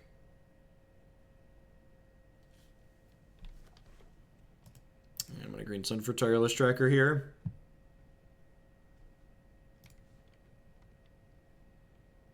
To be fair, I think, again, like, I think everybody that likes to talk about these cards are certainly busted or too good in Modern, or even Legacy too, to a degree. Like, it's been a long time since we've played with most of those cards, and like, people parroted that Legacy was gonna break, that Jace was gonna break Modern, and Jace very clearly hasn't broken Modern. So I think we should take everything with a grain of salt, and we should realize that the power level of Modern has only risen the longer it's been a format. So cards that were previously banned, should be revisited and rethought of.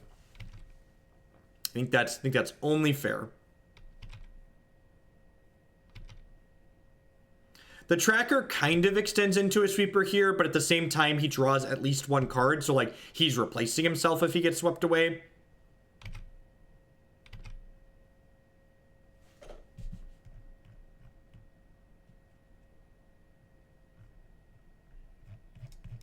Also, we've never had a modern format where what's it called was legal, where Treasure Cruise was legal, but Gitaxian Probe wasn't. We've never had a format where both those things are legal, where one was legal but the other one wasn't. Maybe the Maze of Ith gives our Knight Vigilance, which is okay. It's not good, but it's like fine. You should read my article here. There's an article here. It's titled "What Jason Bloodbraid Did to Modern," and my conclusions at the end of the article is talking about cards that I would unban if I had control of Modern as a format.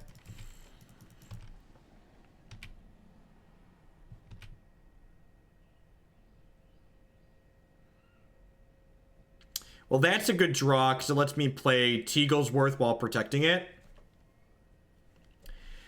I think I'm supposed to full slam here, right? Because I just don't want them drawing more cards.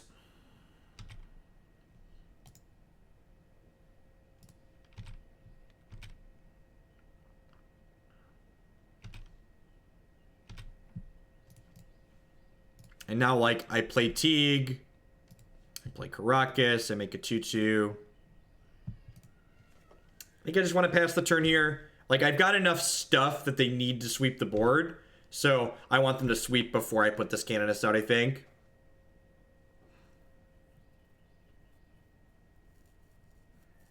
I'd ban Probe and Deathrite Shaman. I'd ban Probe, Deathrite Shaman, and probably Ponder in Legacy and see what shook out after that.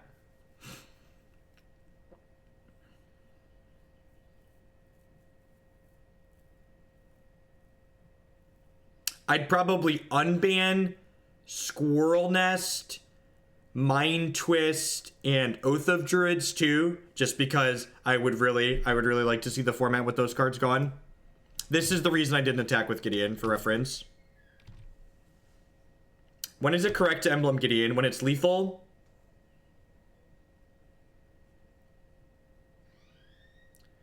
I think part of the problem with Legacy existed before Deathrite Shaman existed. I think Ponder in conjunction with Brainstorm and Force of Will and the other... We are getting out-standard legal planeswalkered, okay, chat? This is...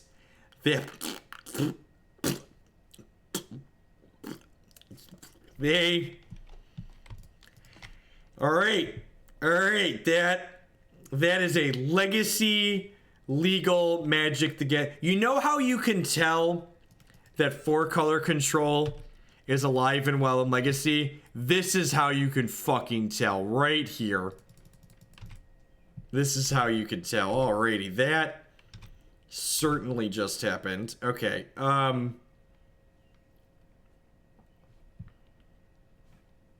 she's a big gal. She's a big gal.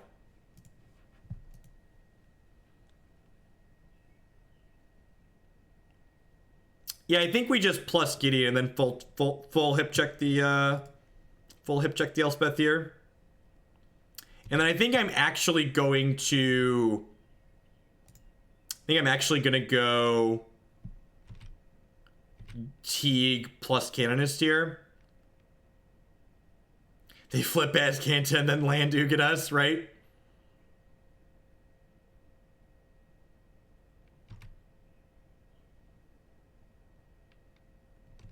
Emblem is not ideal here. It doesn't really accomplish what we're looking to do.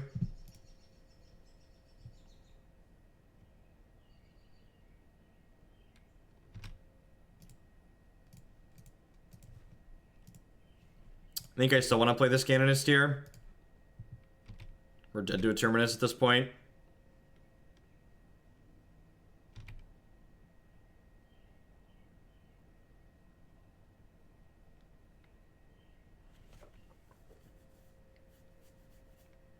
Can they fetch and cast a sweeper? They cannot. Never have I had this card cast against me in Legacy before. First time. Oh god, that's good. Fuck, that's good. At least this is still dead. At least this is still dead. So I get to Wasteland them off of this, and then it's whatever their card is in hand versus my board.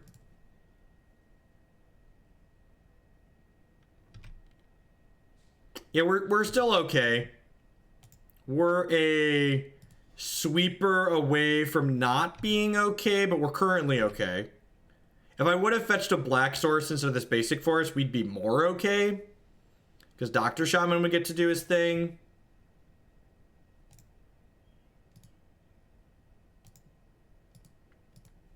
Prevent all damage that be dealt to and dealt by. So I'm going to maze my Canonist here. So it doesn't die. Remember when someone wanted to board out Maze of Ith? Get out of here. I think I played this. Pass the turn. She's not going to be worth a lot post-sweeper anyways.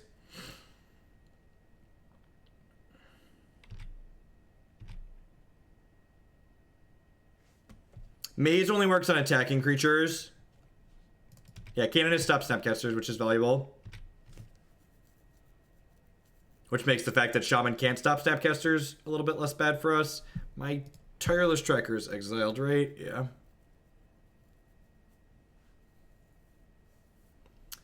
I guess I just smush here, right? We should greed send Zenith for his sword. God bless.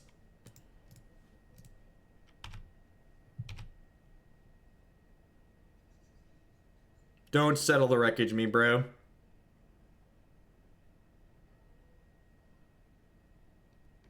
Yeah, I don't think I'm supposed to play anything else out. Probably play the lands.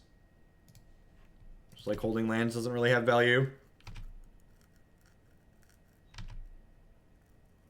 Yeah, if we had a black source, we'd be killing them a good deal faster.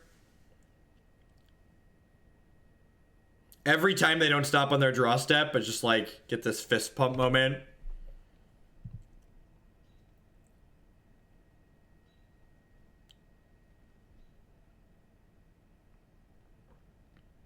Please brainstorm lock yourself and be dead.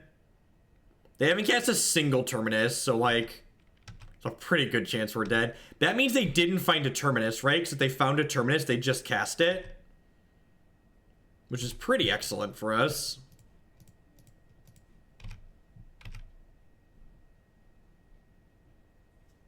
Oh, they can't cast a second spell. Yeah, you're right. Never mind. Canonist. Oh my god. Should I have attacked with that? Maybe. Probably not. Maybe. Remember the time I didn't have a fucking black source? Ugh. The not fetching a black source could cost us this game. Yep. Maybe I should have gone for it. Just because like then they have to expend another resource. Yeah, I should have gone for it.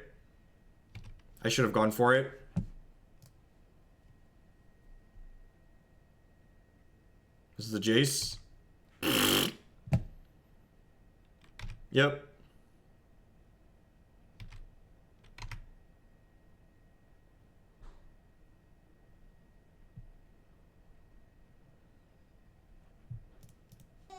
Polar Scribe with the 7-month resubscription. I appreciate that. Welcome back. I appreciate the continued support. So I'm going to get Dr. Shaman here, and I'm going to cast the Knight of the Reliquary, and then we can Knight for a black source and kill them if they don't have anything here. They really don't want to lose to 4-color control rogue.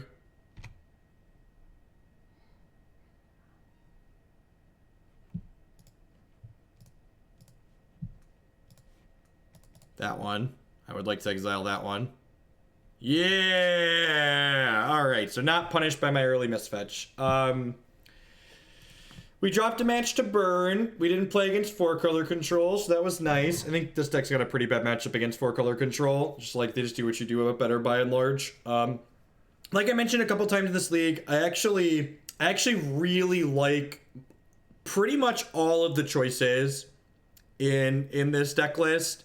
I like, actually, the only one I'm not 100% on, this card is probably worse than just having another Planeswalker in our deck.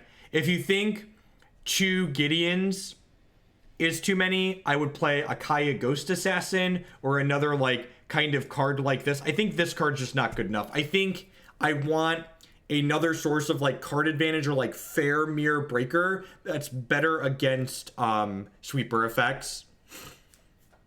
Yeah, Garruk Relentless could be okay. I think Gaea is great. Gaea is one of my favorite cards. That's my answer. Someone asked me earlier what card would I put into Modern. I would put Gaea fucking Ghost Assassin into Modern. Not because it would even be good, but I would just love to build decks with Gaea because she's fun to play with. That's my answer to the earlier question. When I played a bunch of Dead Guy Ale, we played, I was up to 2 Gaea at 1.2. So, like, Gaea is very reasonable. She's a really sweet design. Yeah, just a very, very well-designed card that's unique in the way she's designed. She's not just a +1 card advantage, -3 removal, ultimate that wins the game, just like masturbatory Planeswalker template.